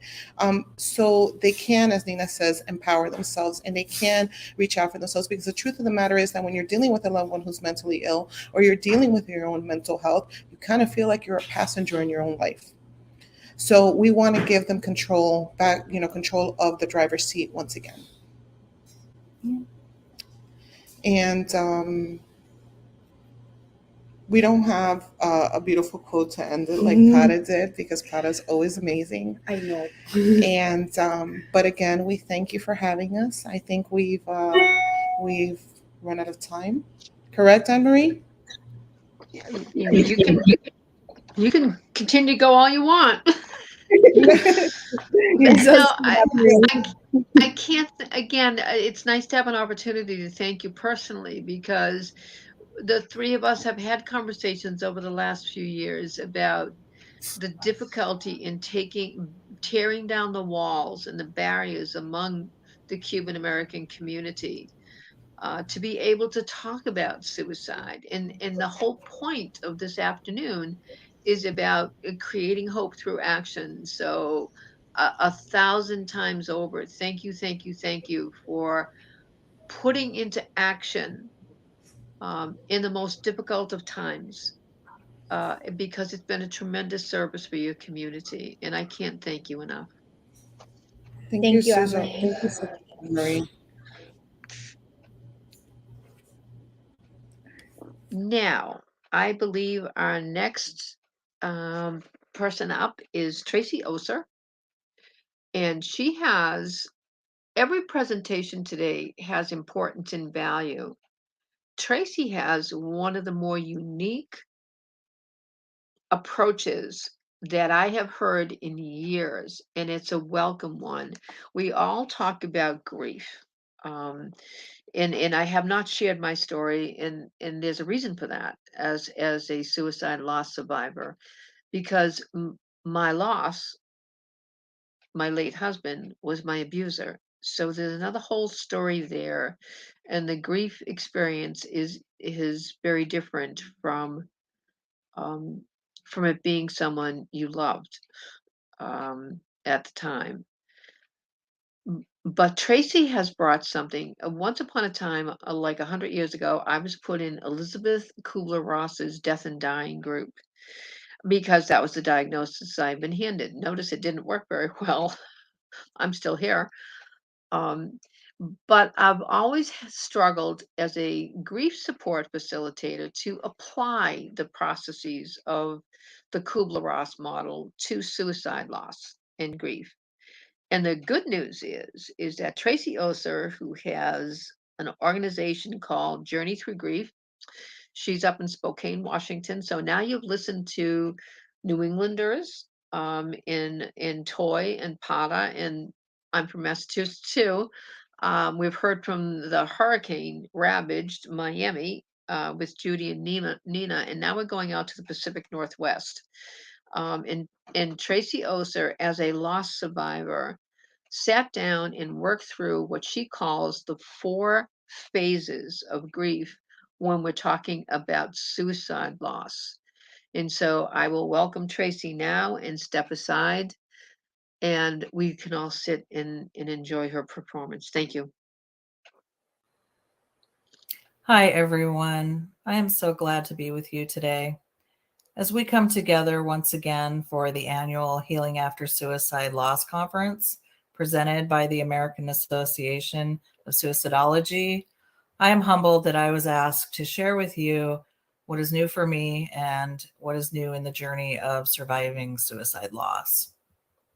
My name is Tracy Oser, and I live here in Spokane Valley, Washington. I lost my 16-year-old daughter to suicide in 2006. And after working through much of my own grief journey, I started my own company in 2019 called Journey Through Grief. Additionally, I am a member of the Prevent Suicide Spokane Coalition in Spokane Valley, Washington. I am a board member of the American Association of Suicidology, and I am the Washington State Director of the Impacted Family and Friends Movement. So much of what we do as loss survivors is in the shadows. We suffer through this immense pain, but mostly alone. And all of you know how alone we can feel during this process. But when we are blessed enough to come across others like ourselves and we can share our own personal stories, that is when our healing truly begins. One of the jobs within my company is to determine what programs and resources will be most beneficial for loss survivors. We know that common methods of support for us to date has been standard therapy, and peer support groups haven't always worked effectively for the healing process. Now, I went through many peer support groups myself, and I say that they were the most beneficial for my healing process. But I can also say that it wasn't enough. I needed more. I didn't know what that more was.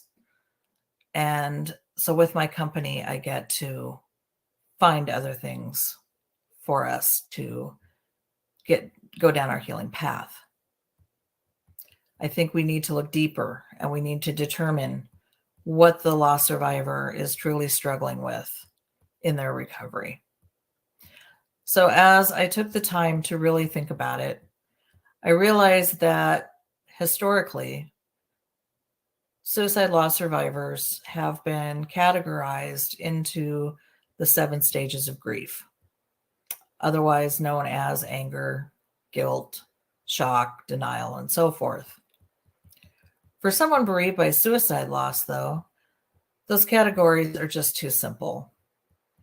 Yes, we feel all those stages throughout our grieving process, but let's call the suicide loss process what it really is. I believe we truly experience 4 distinct phases of suicide loss. They are not linear, and they have different aspects that overlap with the other phases. But I believe this to be a true representation of the complicated grief process. I have designed the new 4 phases of suicide loss, and let me tell you how they're broken down. Phase 1 is called the devastation phase. If you have just lost someone to suicide, you're here. I know that you are flooded with multiple emotions, and they're hitting you all at the same time. It probably feels like the floor has just been jerked out from underneath you. These feelings are normal. It's easy to want to isolate because you are scared. There are many resources developed by amazing people, and they are designed for you. They take into account that you are not remembering things, that you are in a fog, and you are just trying to wake up every day and get through it. I remember when I went through this phase, and it seemed to drag on forever. I suffered major health issues because I was repressing my feelings and what had happened to me. Without adequate support for your grief by either therapy, coaching, peer support, or a combination of different resources, you may stay in this phase for quite a while. The goal is to find a healing path and work on it so you don't have to stay here for a long time. Then there's phase 2, which is the question and grow phase. This will show that some healing has started to happen. Every day may not be such a challenge, but you're not done yet. When the overwhelming ability to just get out of bed seems easier, now you start looking for answers. You'll spend a lot of time in this phase, and I know you have many why questions, and that is normal. The fog is still here, but you're healing, even if it doesn't seem like it. This may be when you begin looking at the details of other people's stories and compare them to your own. I know that I spent some time looking at stories of attempt survivors in the hopes that it would lead me to a breakthrough of understanding why my daughter would make that choice. Over time, I have found that loss survivors move into the holding steady phase, which is our phase 3. It has taken a lot of questions and a lot of hours of memories to get here. Setbacks will still come where you feel you may be devastated by an unexpected memory, or you learn a new aspect of your loved one's story that has you start questioning again. But this probably won't happen constantly. You start to segment between the loss and your future. You are defining yourself in the midst of your new normal. Finally, we get to the 4th phase of acceptance. If you are new to suicide loss, you probably don't feel like this phase will ever include you. If you have traveled your journey, worked through the why questions, and are living again in present time, both mentally and emotionally, then you have a lot to be proud of.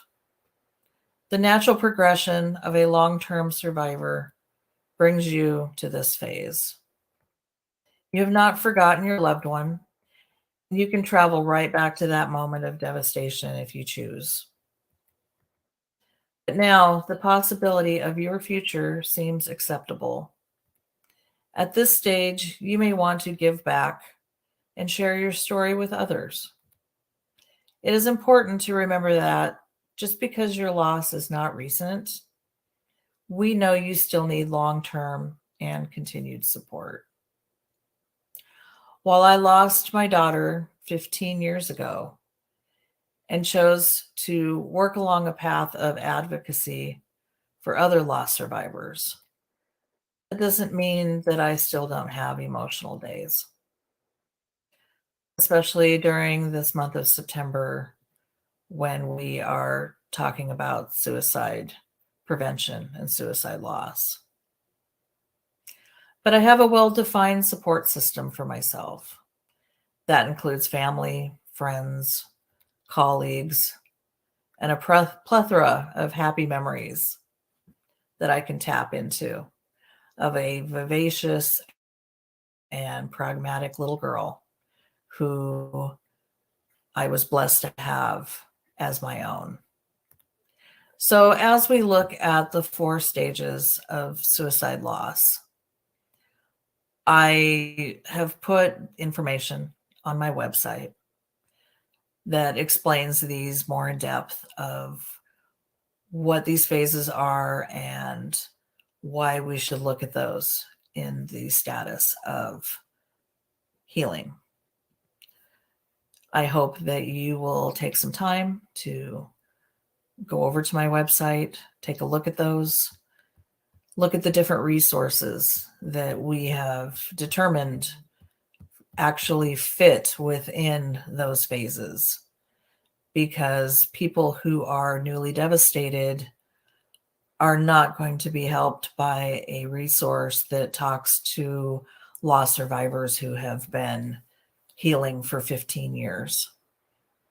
Conversely, people who have gone through their journey and they're now out 10 plus years will not have the need for a resource that talks about new losses and how to, get out of bed every day.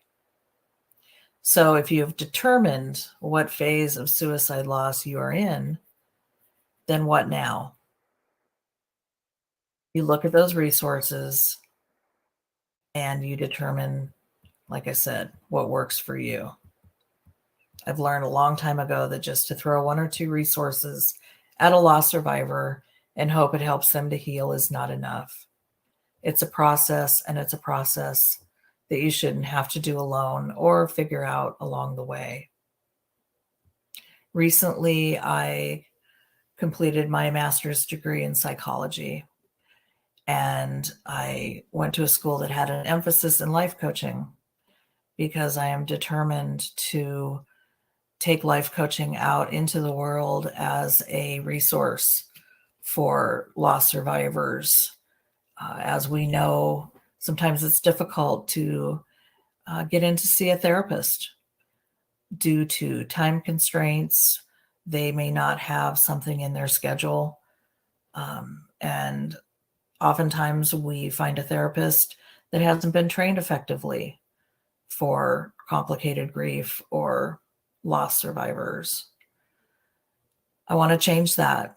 I want, coaches to be able to take up the slack for loss survivors to come in, share their grief, work on goals. And I know that goals seem unrealistic at this time, but I can attest to that eventually, once you have enough support, once time has passed, once we realize that happy memories of our loved ones are not a bad thing, then coaching can help make those goals a reality.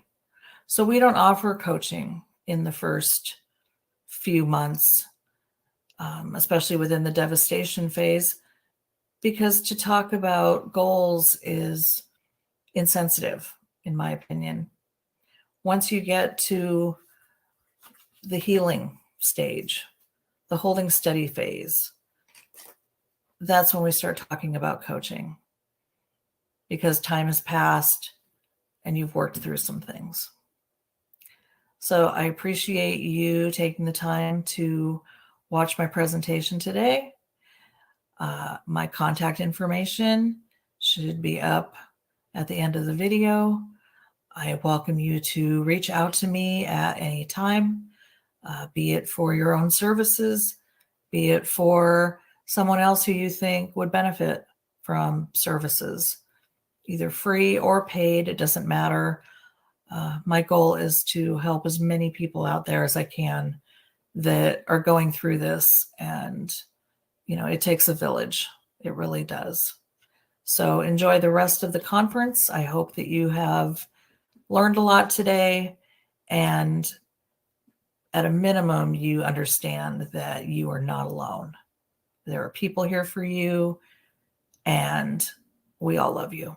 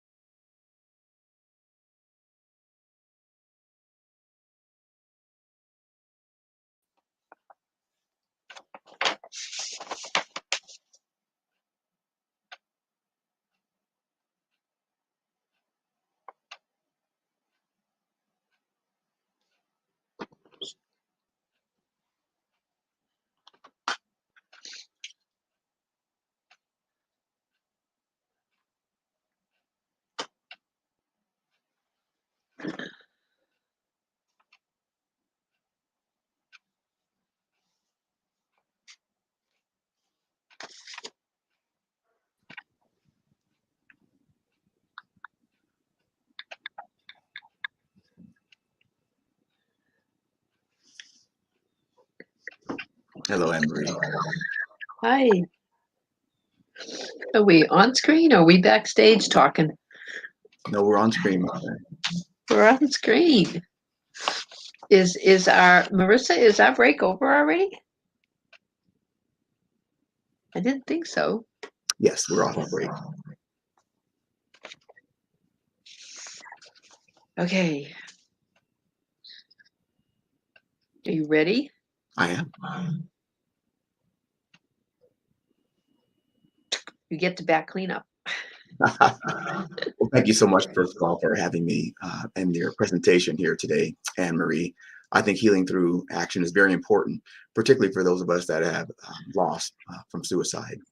But let me start by saying, yesterday, September 30th, the CDC put out its provincial data, and sadly, that showed a 4% increase in suicides between 2020 and 2021. And in that same period, the increase for males aged 15 to 24 was 8%. Now, these numbers are unfortunate, and it's also sad that yesterday was the last day of Suicide Prevention Month. But we can make the days following better and brighter by continuing our advocacy and sharing stories like we are doing today. It could be the beginning of deeper conversations about suicide, mental health, and healing. And it would be a great time for all of us to check in on that friend that may need just a little extra support. And it should be the start of a process of increasing your empathy for those who are struggling or suffering. Could have, should have, and would have. The modals of missed or lost opportunity, as they are known. These words are often spoken as it relates to a suicide loss.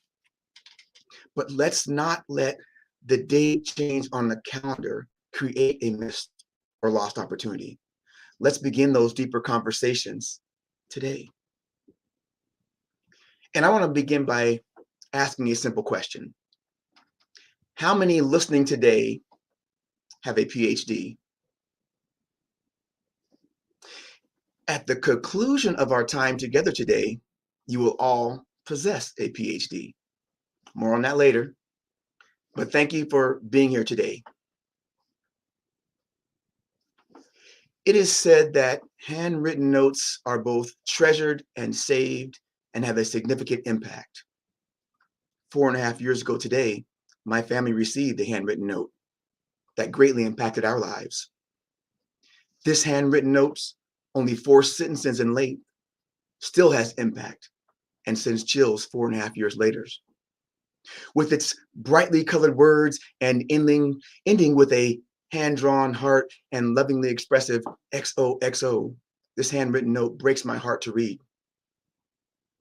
As instructed by the author, the handwritten note asks us to remain strong and be the people that this author looked up to and one day hope to emulate. I sometimes feel survivor's guilt, knowing I have this to reread when others I have come to know don't have. But it's often hard to manage a smile, and it's difficult to remain strong. And I realize now that I need to be weak. More on that later. I realize now that I just try to get through this grief. The author of that handwritten note was my 22-year-old son, Devin. And as you may have surmised, it was a suicide note from Devin. He wrote that note 4.5 years ago. And he was right. I would ultimately forgive him. I prayed and I came to realize that his suicide was, as he wrote, his choice. I lost Devin that day, but I still have his words, his note. It was a letter from his heart that continues to touch mine and helps me to heal. This handwritten note, as I alluded to, is treasured and saved and continues to have impact. It touches my heart as it breaks it. The handwritten note brings me closer to my son, although he is far away and won't return. This handwritten note matters, and so did Devin. I will never see Devin again, but his words, his handwritten words are treasured. And they let me know each time I tearfully reread them that I mattered to him, even on his final day. This is the power of a simple handwritten note. In my case, a suicide note, but in your case, it doesn't have to be, and I pray it never is. My prayer and hope that it's simply a handwritten note expressing your appreciation, your care, your love for a loved one, that other care. I share my story hoping that you will write a handwritten note to a loved one, letting them know you care about them and they matter. And let your handwritten note touch someone's heart, not break it. Let your handwritten note bring you closer to the recipient. Let your handwritten note be received now. Express your love and concern early and often. Let your handwritten note be a vehicle for more and deeper conversation and connection. They do make a difference. You make a difference. You matter. And the recipient or recipients of your note matters. I encourage you to show that other care, your appreciation to the ones you love now. And when I speak of other care, I mean of putting the needs, concerns, and cares of others before you or first. And this can be a healing process. You see, when we, through words and actions, help others deal with stress, we ironically reduce our own stress. This is a biological reaction and has to do with the release of oxytocins and the social bonding effect. But I'm not here to discuss biology. That's my wife's major. I'm here to discuss comfort. And providing comfort is comforting. I know this because I've experienced it through a comforting note, through the comforting actions of others from my loss, and the comfort that I have provided to many families after their loss. You see, I was helping them heal through their hurt even while I was hurting, and it helped to heal me. Too often as loss survivors, we think that our stories cannot possibly be of value to anyone else. We think the sharing of our loss serves no legitimate purpose but to cause sympathy and vicarious pain. We say to ourselves, how could a hurting person like me be of any assistance to another hurting person? Well, let me share with you one of the stories that I found since sharing my own and practicing that other care. A friend of mine who I have known for about 6 years recently shared a cup of coffee with me and opened up about her bouts of suicidal ideation, culminating in one night standing on a bridge and contemplating her own demise. She told me the reason she paused and did not follow through was the sharing of my story of loss and my comforting of others who have lost. She told me my willingness to comfort others inspired her to stay and do the same. And she's still here today. And she is now speaking at suicide prevention events such as this about her experiences as a working mother who hid the stigma until she was confronted and comforted by the comfort of others. And as I wiped the tears from my eyes in that crowded shop that day, I realized that caring for others was helping them heal. And hearing their stories was both therapeutic and comforting for me. You see, when we comfort outward, we come out of that loneliness that we create by only thinking of ourselves. When I sat in that coffee shop, listening to the story from my friend, I cried. This grown man, this former service member, this former member of a county sheriff's department cried. Look, I'm 54 years old. I can bench over 300 pounds, squat over 500 pounds, and deadlift over 500 pounds. But I wasn't strong enough to save my own son. And you want to know why?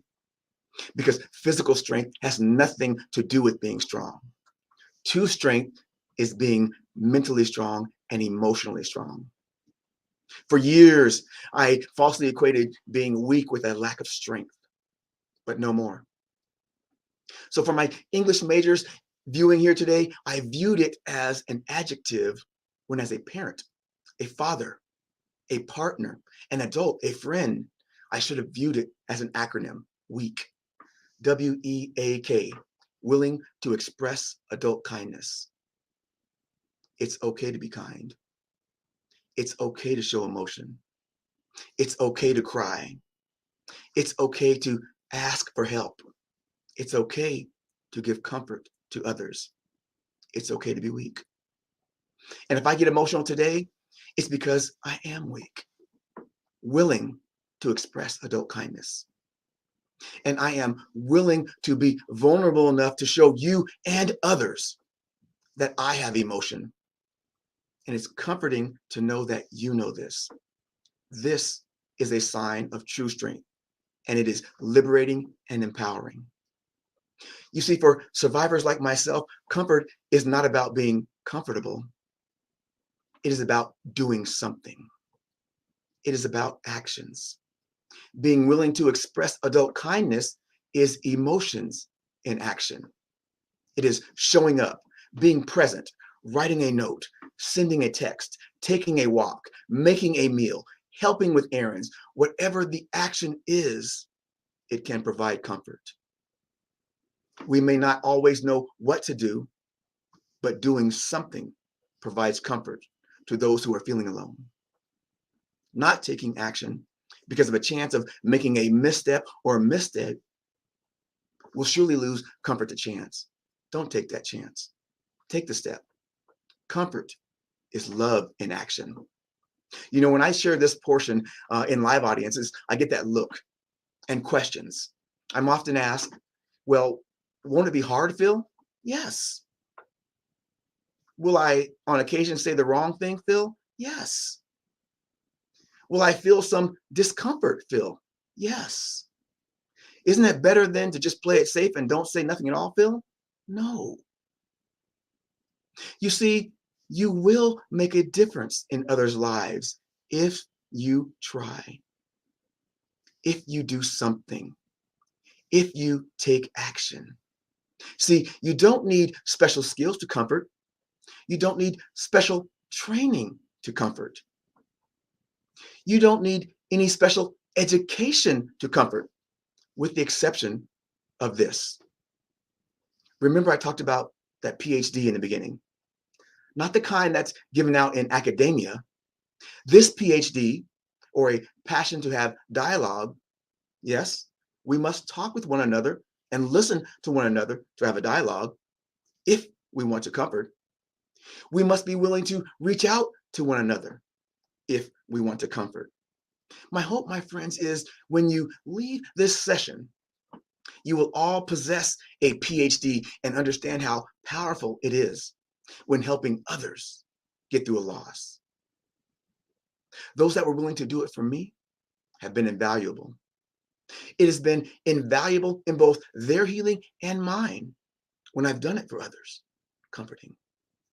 So you see, this is not a talk about how strong I am because I'm sharing my story, but it's about how you can become amazing and strong in your comfort, your empathy, your weakness through this event today and through powers of handwritten notes. And if you want to help others through their grief, if you want to be of comfort to others in their grief journey, I want you to raise your hand above your head. Now extend that hand out in front of you, palms facing up. You see how easy that is to reach out, my friends? And if we were together today, you could look around you and see how many others are willing to reach out. Now keep your hand extended. And when you leave this talk with your PhD, I want you to reach out to someone, because we all know someone who's going through something or is hurting that needs comforting. Reach out to someone. Now with your other hand, bring the hand forward too, palms facing up, and give yourselves a hand, because you graduated with your PhD today.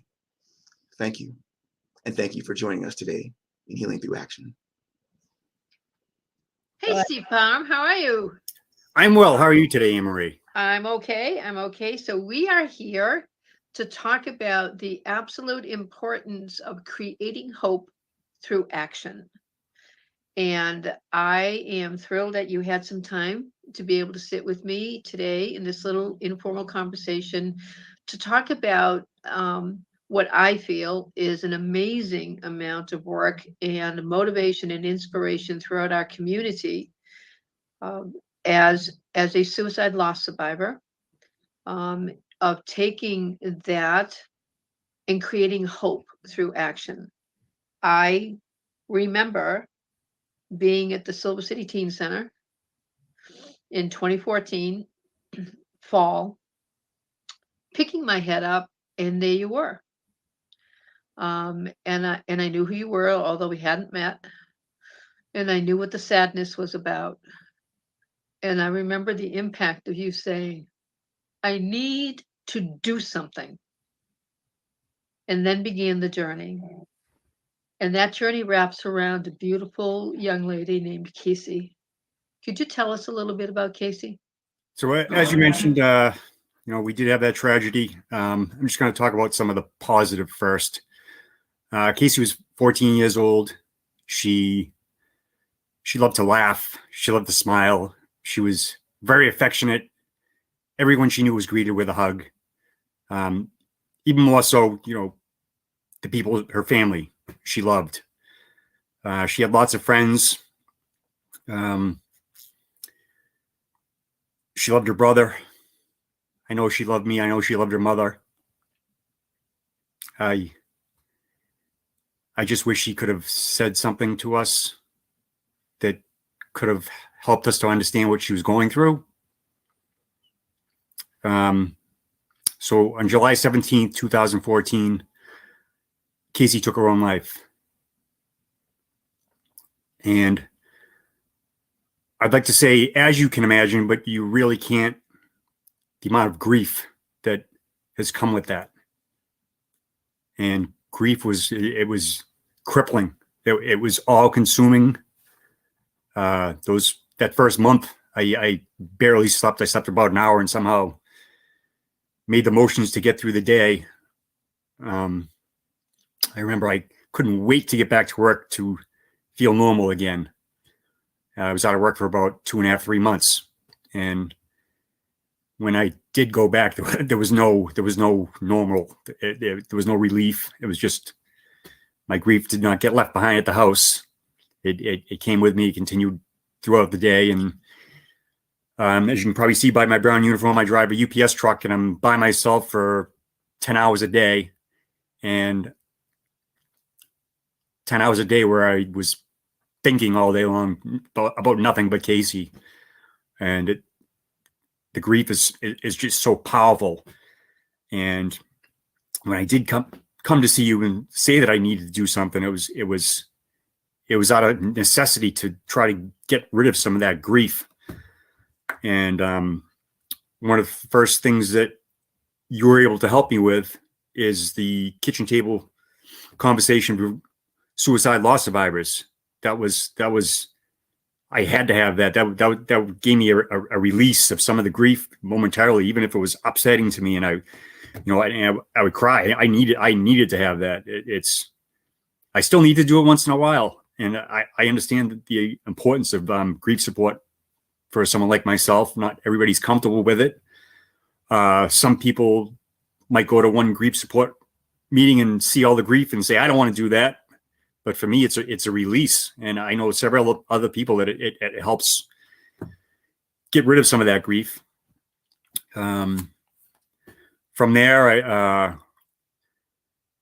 we started to do the yearly walk. The first year we did the Light the Way Suicide Prevention Walk. It was probably about 7 or 8 weeks after Casey had passed. A friend had sent us a message. She had made a T-shirt with Casey's name on it, and they were going to be walking. And so Carrie and I decided last second, all right, we're going to go walk. We showed up at the walk just as it started, and as soon as it ended, we left. And then, that was our journey to want to do something. So the following year, I got onto social media because I wasn't on social media at the time. Made us some T-shirts and really talked up this Light the Way walk. And that year we had 375, 400 people show up. I sold a couple hundred T-shirts for Team Casey, and we had quite a successful walk.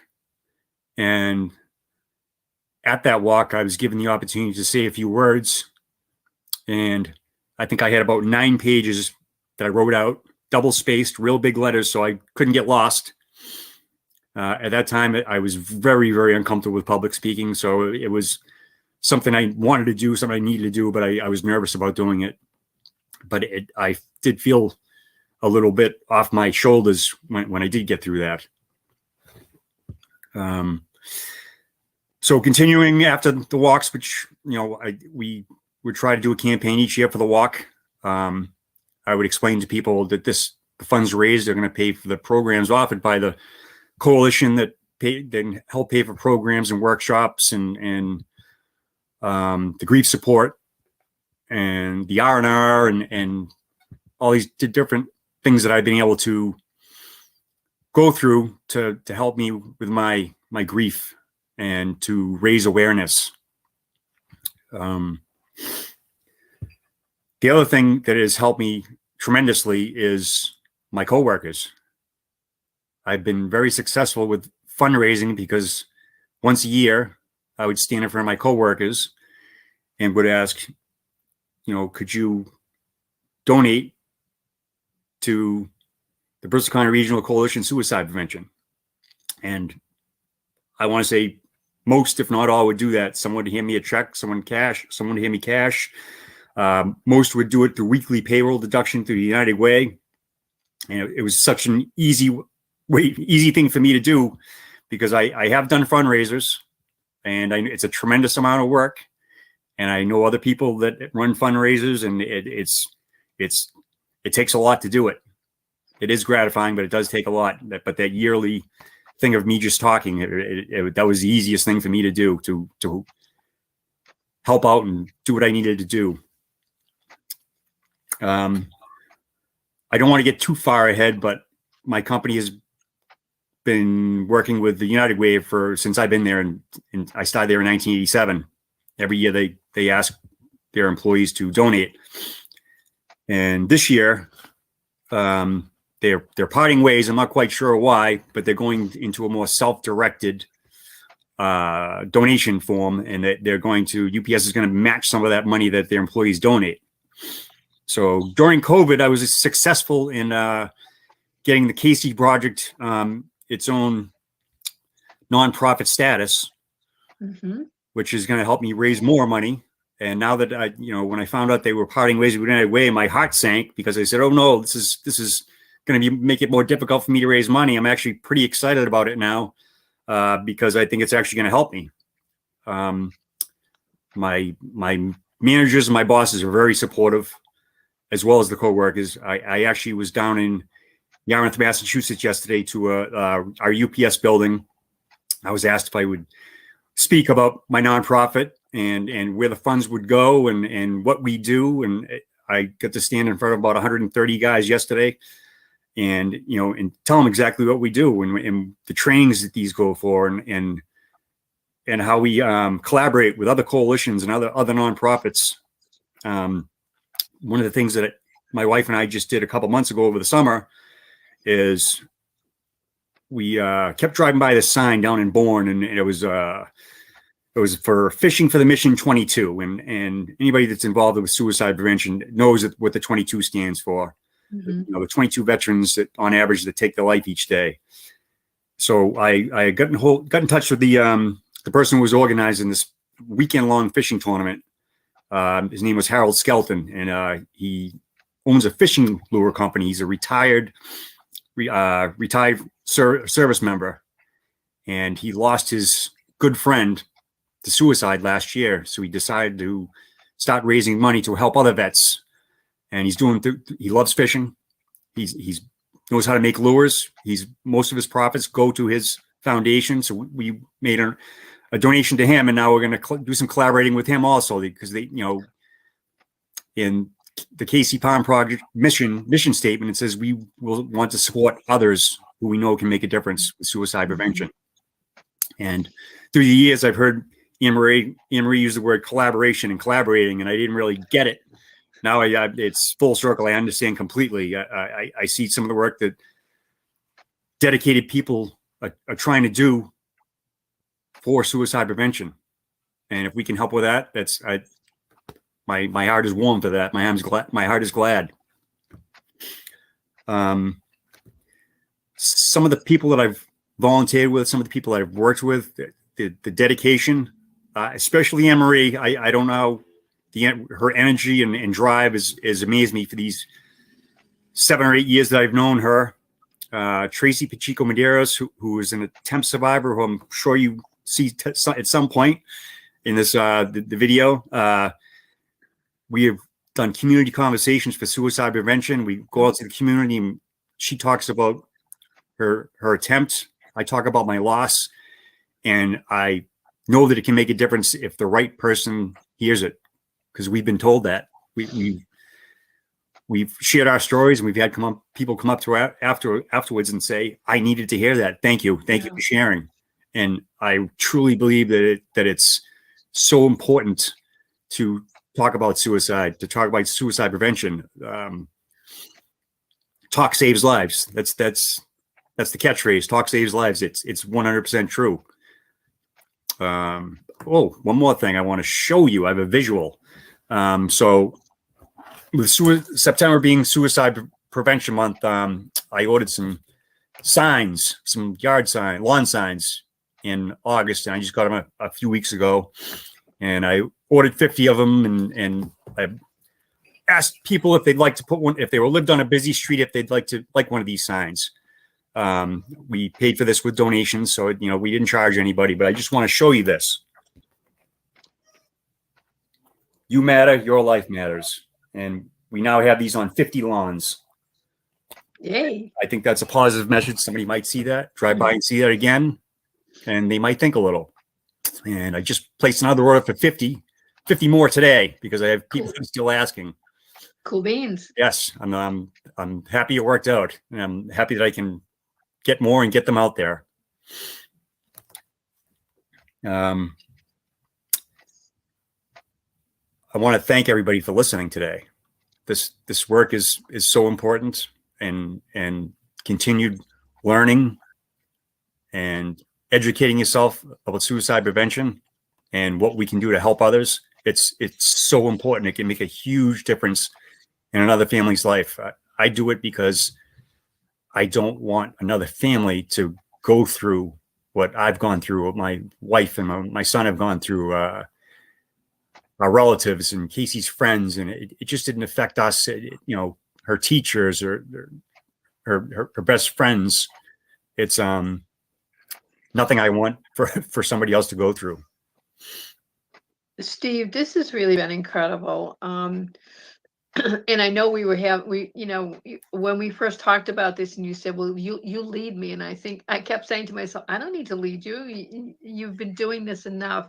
But I want to point out and just reaffirm what you said, because we often hear in the field from loss survivors who say the same thing you did. I need to do something. And then it often stops because they're not quite sure where to go with that. So I would like to highlight some of the things you talked about. One of the most important, if you are a new loss survivor or not new loss survivor, and you're watching this all day live stream and this particular video that's part of an event that we're holding the entire day on October 1st. It is that easy. You don't have to create something new. You don't have to necessarily go create a nonprofit. Steve is blessed, and there are many more like him, but there are just as many people who wouldn't know where to turn or start. He was able to go to his company. His company was involved with a giving community here in Bristol County, Massachusetts. His company was incredibly supportive. His neighbors were supportive. The East Taunton crew came out in folds to come to our walks every year. These signs, the signs that we put out there, now we have 50 signs out throughout the greater Taunton area, and possibly beyond. But those are simple things that you can do that you don't have to worry about having a whole lot of money for. And they don't take the work of one of the big events. Steve's right. You hold these big events, they are time consuming and can be draining, exhilarating, but draining. But the most important thing I continue to hear from everything you do, Steve, is the hope. Because I've watched you, I've walked beside you, and the pain will never go. But when we have been at community conversations and we have seen a 16-year-old girl after she talked with you and heard your story and Tracy's story with you of the loss and the attempt, and watch her smile and go back to her dad and know she was going to be okay for that day, because we took the time to just simply share a story of hope. And that's what this whole event is about, and the whole meaning of this. I know you do other events. I know you're doing a comedy show. And it's important that people understand you can laugh again. You do love again. And you do wonderful things again. That the pain is there. As we're looking at the time going in, oh, I know what I wanted you to talk about, please. Really super important. So we Okay. talk about improving the quality of life for those who are struggling, particularly young kids, whether they're kindergarten, first, second grade, middle school, high school. So some of that money that you raised, I think the value of a good $12,000 of value went into a series of children's social emotional wellness books. You want to talk a little bit about those children's books and where we distributed them in the school systems? I'd love to. So these emotional wellness series of books, it's sort of reads like Dr. Seuss, where you would read this to your young child who's unable to read yet, and works into them being able to read it themselves. And it's a series of 4 different books, and the books almost have a lesson of a positive image for yourself, and it's a lesson where they're learning to love themselves and to be positive. And we've been able to distribute these in, I think, almost all the schools in the city of Taunton. Yeah. We've given them to new parents. I've had people reach out and, hey, can I have a set of books? And you know, we're blessed that I'm able to provide these because we raise the funds to pay for them. They're by author Kim Johnson, who previously lived in Bristol County, but no longer. Yeah. And we were able to bring her from South Carolina up here to actually do a public conversation with her one time. So that was pretty good. And these books, you know, the last one I gave out was actually to my dentist. I was telling him what we do, and he's got a 3-year-old, and I told him I wanted to give him a set of books, and I actually just got a thank you card a couple weeks ago, saying his daughter loved the books, and you know, thank you so much, and thank you for what you're doing, and he also made a donation. Cool beans. And that's what I hope people are picking up on. It's incredibly simple to carry that message of hope. Just think about anybody and everybody you see in your life. More often than not, sadly, many people have been impacted or touched by suicide in one form or another, and that this can give people hope. I'd also like you, before we close, so we have grief support, which is we do it virtually here in Bristol County. We hope we can get back to face-to-face now, way post-COVID, but we have restrictions on us. And it's not therapy, it's peer-to-peer, with loss survivors sitting at the table, and sharing their experiences and the hope that they get and what works well in the good days and the bad days. We do have a version that also we call Blended Hearts, and it's not for everybody, but we do have loss survivors and attempt survivors at the table at the same time, and we do a whole different session of exercises. Steve, you want to talk just a little bit about what you benefited from the Re-Energize and Reconnect Wellness workshops that we do? This is all part of where, when you raise the money, this is where it goes, people. Sure. So when we do these workshops, and I can kind of summarize it and pretty quickly. It's one of the things that I've heard throughout the years with going to workshops and doing exercises is the importance of self-care and taking care of yourself, and going to these workshops, it was like a monthly reminder of, all right, you need to take care of yourself. You need to do this for yourself. You need to be okay. It reminds me that if I'm feeling a certain way, I know what's going on. I know it's my grief's kicking in. I need to go do something. I need to go to the state park and take a walk with the dog, or I need to go to the beach, or something that I know is gonna help my soul care. Right, Anne-Marie? Yep, you got it. I'm impressed, Steve. I really am. So if you're listening to this and you're hearing this, there have been so many subtle and not so subtle ways of taking action and creating hope from that action. And it's important that we give ourselves that hope too. And that's what the self-care is all about. Steve, as we wrap up this session, last thoughts of yours, anything you want you feel is important for people to keep an eye on, or feeling about, or do something, whatever. Actually, something I just read earlier. Actually, I saw a post on Facebook.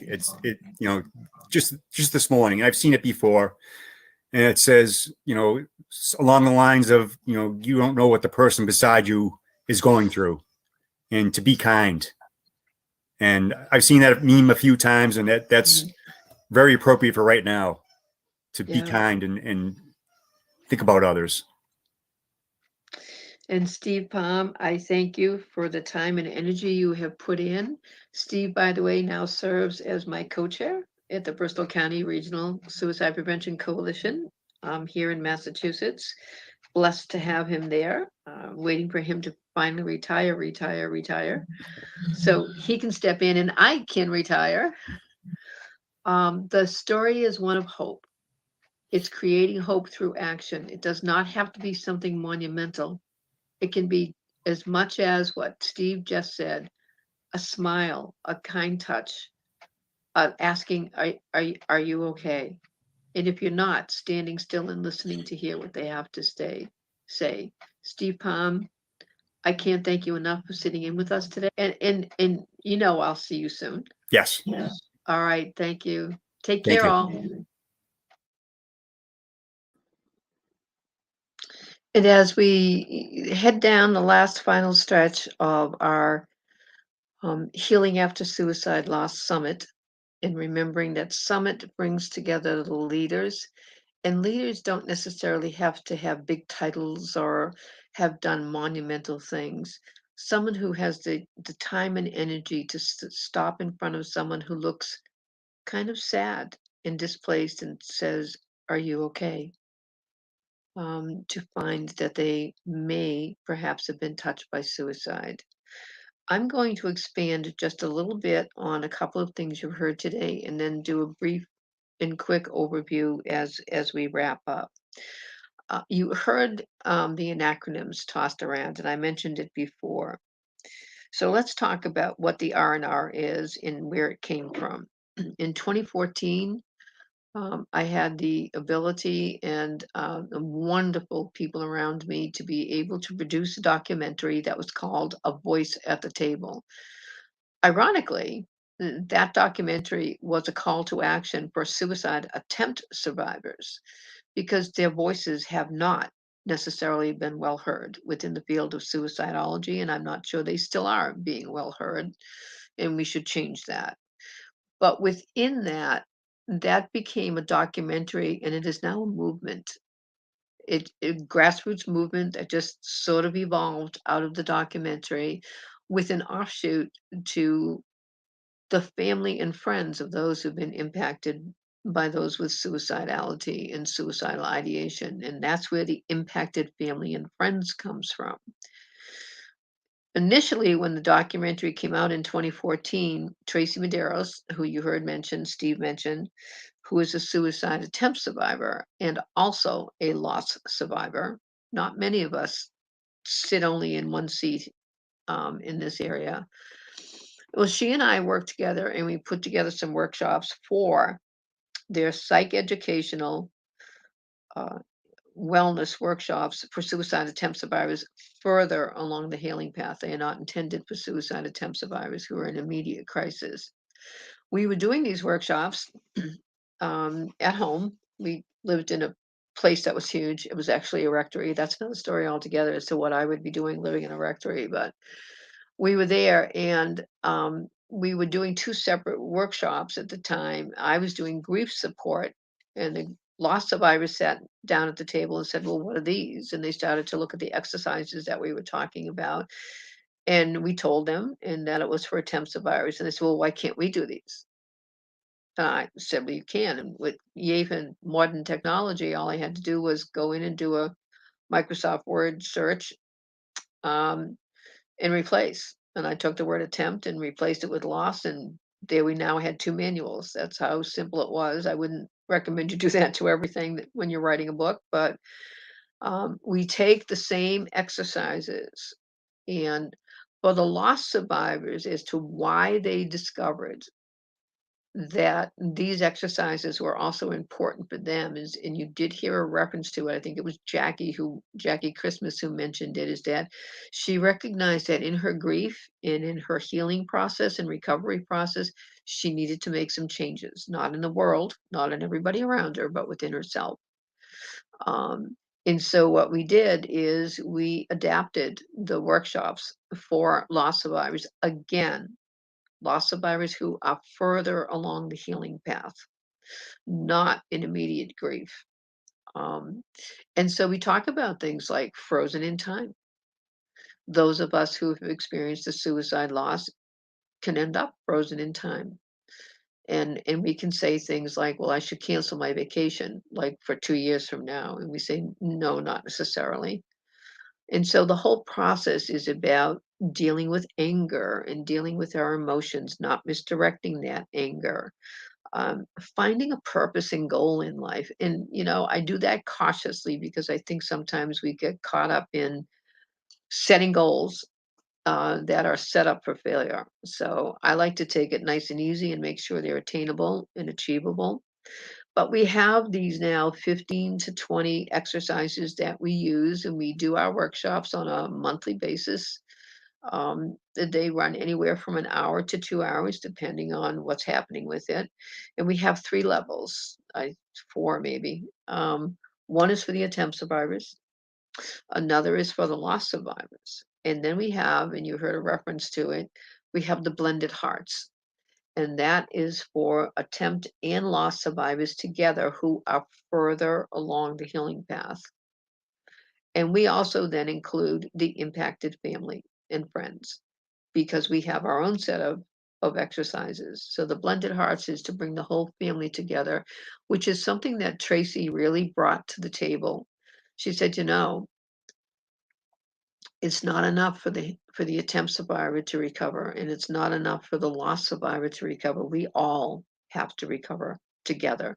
We all have to respect each other's experiences and work with that and accept them and embrace them and work together as family. I am happy to tell you that if you live in Massachusetts and Missouri and Florida, and I know I'm going to leave someone out because I didn't write it down. We have state coordinators involved with the Voice of the Table, Impacted Family and Friends. You've heard some of them today, by the way. You heard Pada Suyamoto. Pada and Tracy Medeiros are the co-directors for the Commonwealth of Massachusetts. You heard Jackie Christmas. Jackie is the director for Missouri. You heard Tracy Oser. She is the director for Washington State. And you heard Judy and she is the coordinator for Florida. It's a collaboration. It's cooperation. It's the importance of connection. So, what do we talk about now that we've gone over through the day? You've heard a number of things. Do you start a nonprofit? Is that your action? You don't have to. I'm a strong proponent that I happen to work within the Massachusetts Coalition for Suicide Prevention. We have 10 regional coalitions across the state for suicide prevention. Bristol County is simply one of them. There's one on the Cape, there's one in Northeast, there's one in the Berkshires. We have them across the state. So I would encourage you, as a loss survivor, first and foremost, take a look. See if you have a local city, county, state coalition for suicide prevention and maybe connect with those people. There are other things you can do. We encourage people. You heard Powder, she does poetry. Write a book. And people say, I wouldn't know where to start. Just tell your story. Tell your story. Do some blogs, do some essays, do some op-eds. Talk saves lives. We know that communication process. Think about it. Philip Tyler started with a note that had been written to him. So that there are so many different ways you can do it. You do not necessarily have to produce a documentary. However, I have to pay homage to two people who were not able to join us because we had rescheduled this, and that is Hallie Toomey and Andrea Callan. Andrea is the producer of a documentary called Scattering CJ. Hallie is CJ's mom. She also, by the way, lives in Miami, where Judy and Nina are. And the documentary is one of the most profound I've ever witnessed for suicide loss. If you are, I would encourage you to take a look at your local PBS stations, because throughout September and into October, many PBS stations across the United States are going to be screening Scattering CJ. So you can check their schedules to see if it's there. Sometimes it's a matter of maybe Steve Palm mentioned grief support groups. They're not for everybody. We do ours peer to peer. It's called the kitchen table conversation.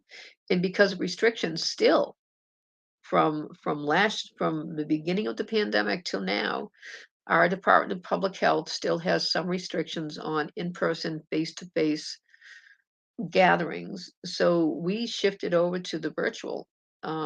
And found out that we increased our numbers, not decreased our numbers. So there's an anomaly there that we might want to look at. That some people, and I suspected what it was, and some of our lost survivors did say. Every time I went to go to an in-person, I got into the parking lot and I sat in the car and I couldn't get out of the car. Because of a word called stigma. There is still incredible judgment and stigma and misunderstanding and misinformation about losing someone to suicide. I love Tracy Ozer's 4 phases of grief. I hope we can all embrace it. Please rush off to her site, Journey Through Grief, and take a look at it. It makes so much sense to me as a loss survivor when I read what she wrote from her experiences that we were going through.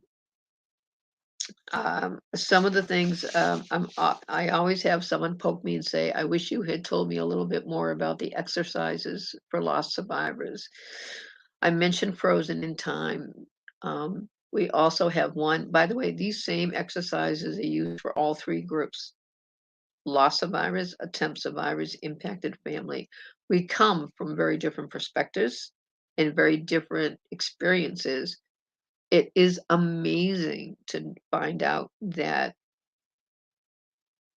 while what brought us to the table may have been different, the benefit of these exercises and the shared experiences, learning from others, is magical. It's incredible. I talked about Frozen in Time. One of the big ones we talk about is Dreams Matter. And we challenge people to go back and look at why they stopped their dreams. Attempt survivors will tell you that it's because of that attempt, and loss survivors will tell you because they lost hope. So this whole day is about creating hope through action. Write notes to yourself. Write post-it notes to someone else. Little acts of kindness. Read. There's some awesome material out there that's available to people who have lost someone to suicide. Not one size fits all. That's one of the most important things that, if anything, I have come to learn is that this is not a cookie cutter situation. You can't just say, do this and you'll feel better. That's not true. We are all very different. Pada stresses in her work that as an Asian American, it's a totally different community when it comes to suicide loss. It's not even discussed. Yet that same commonality is within the Cuban American community that you heard Nina and Judy talking about. It was not easy for them to get people to open up and talk to them. And then you have Phil and Toy talking about taking down the barriers within the Black communities. And Phil is working with a group that is specifically working with Black ministers, members of the faith-based community, to help break down the barriers. Talk saves lives. And talk will give us hope. Always give us hope. It's been a number of hours. We have pretty much finished up what we were doing. Resources. One of the American Association of Suicidology, suicidology.org is available to you. We have some resources on there about support groups for loss. Certainly, we have to tip our hat to the American Foundation for Suicide Prevention as one of the leaders in suicide loss support. We have walks all over the country, probably all over the world. The International Association of Suicide Prevention and the World Health Organization, by the way, addresses a lot about suicidology and suicide loss and suicide attempts and hope and recovery internationally with their numbers and with their people and their events. So there are so many things you can do if you don't want to go to a in-person, face-to-face group. There are books you can read. There are movies you can look at. There are podcasts you can listen to in the privacy of your own home to be able to do that. This day, Healing After Suicide Loss Summit has been about bringing together such a diversity of voices that you certainly did hear, who offered you a diversity and a variety of options. I hope it's been helpful in some way. Even if it's just a little bit for one day. And I want to leave and close with something that's super important to me and has been for a long time. I don't know how many of you follow Jane Goodall or have read her book Reason for Hope, but she talks about the eagle soaring, and oftentimes when an eagle will fly, smaller birds will stay on its back. And she talked about in her work in anthropology about the enormous wealth of people she had around her throughout her life leading into her career. And she saw them as the birds that formed that eagle to soar. Healing after a suicide loss. There are millions of us, unfortunately, around you. We can soar like the eagle. The eagle will give us hope. And being together in collaboration and in partnership gives us power. And that power can help us heal. I would again like to thank the American Association of Suicidology for giving us this space and time to have a healing after suicide loss And as we close, I would love to share with you a wonderful piece of music that we had at our conference in Chicago this past April, AAS 22. And I would like you to listen to Travis Atkinson. Thank you all for joining us today. Be well.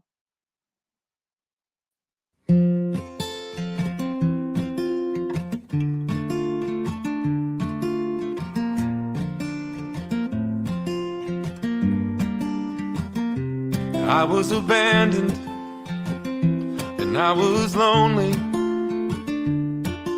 surrounded by a crowd but felt like an only.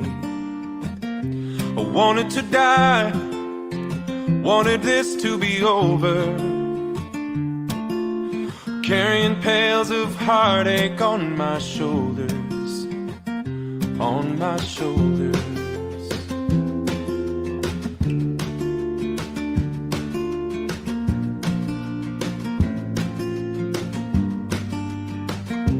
Passing moment, or is it forever? Unraveling like the threads of a worn out sweater, undeserving of the gifts I've been given, desperately trying to find a life worth living.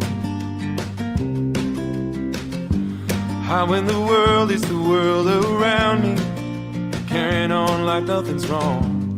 How did my mind go and find all the reasons that I don't belong? And why in the midst of this pain that I'm holding, am I scared of holding on? I'm finding hope in a new day. I'm not claiming all is better. The seasons change and you can't stop the weather, but I'm showing up in a new way, unashamed and unafraid to say, whether skies are blue or black or gray, I find hope in a new day.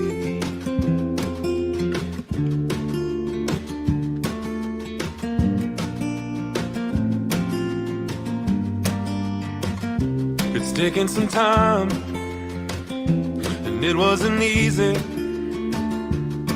What I thought wouldn't make me happy just don't please me. And I have been blessed by the kindness of strangers, keeping my mind from its self-afflicted dangers. Brothers and sisters and children, chosen family too, holding the best of me up when only my best won't do, letting the grace and forgiveness work its way through.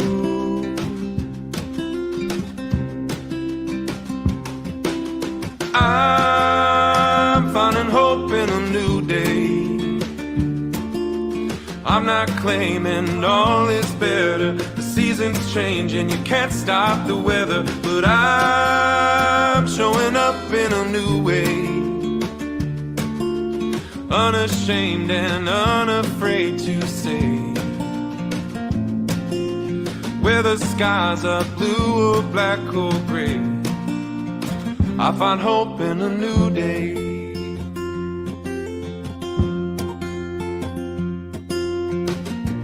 When there are highs in life, stay humble. When there are lows in life, stay hopeful. Take these lessons and pass them on just the same, making meaning from your pain.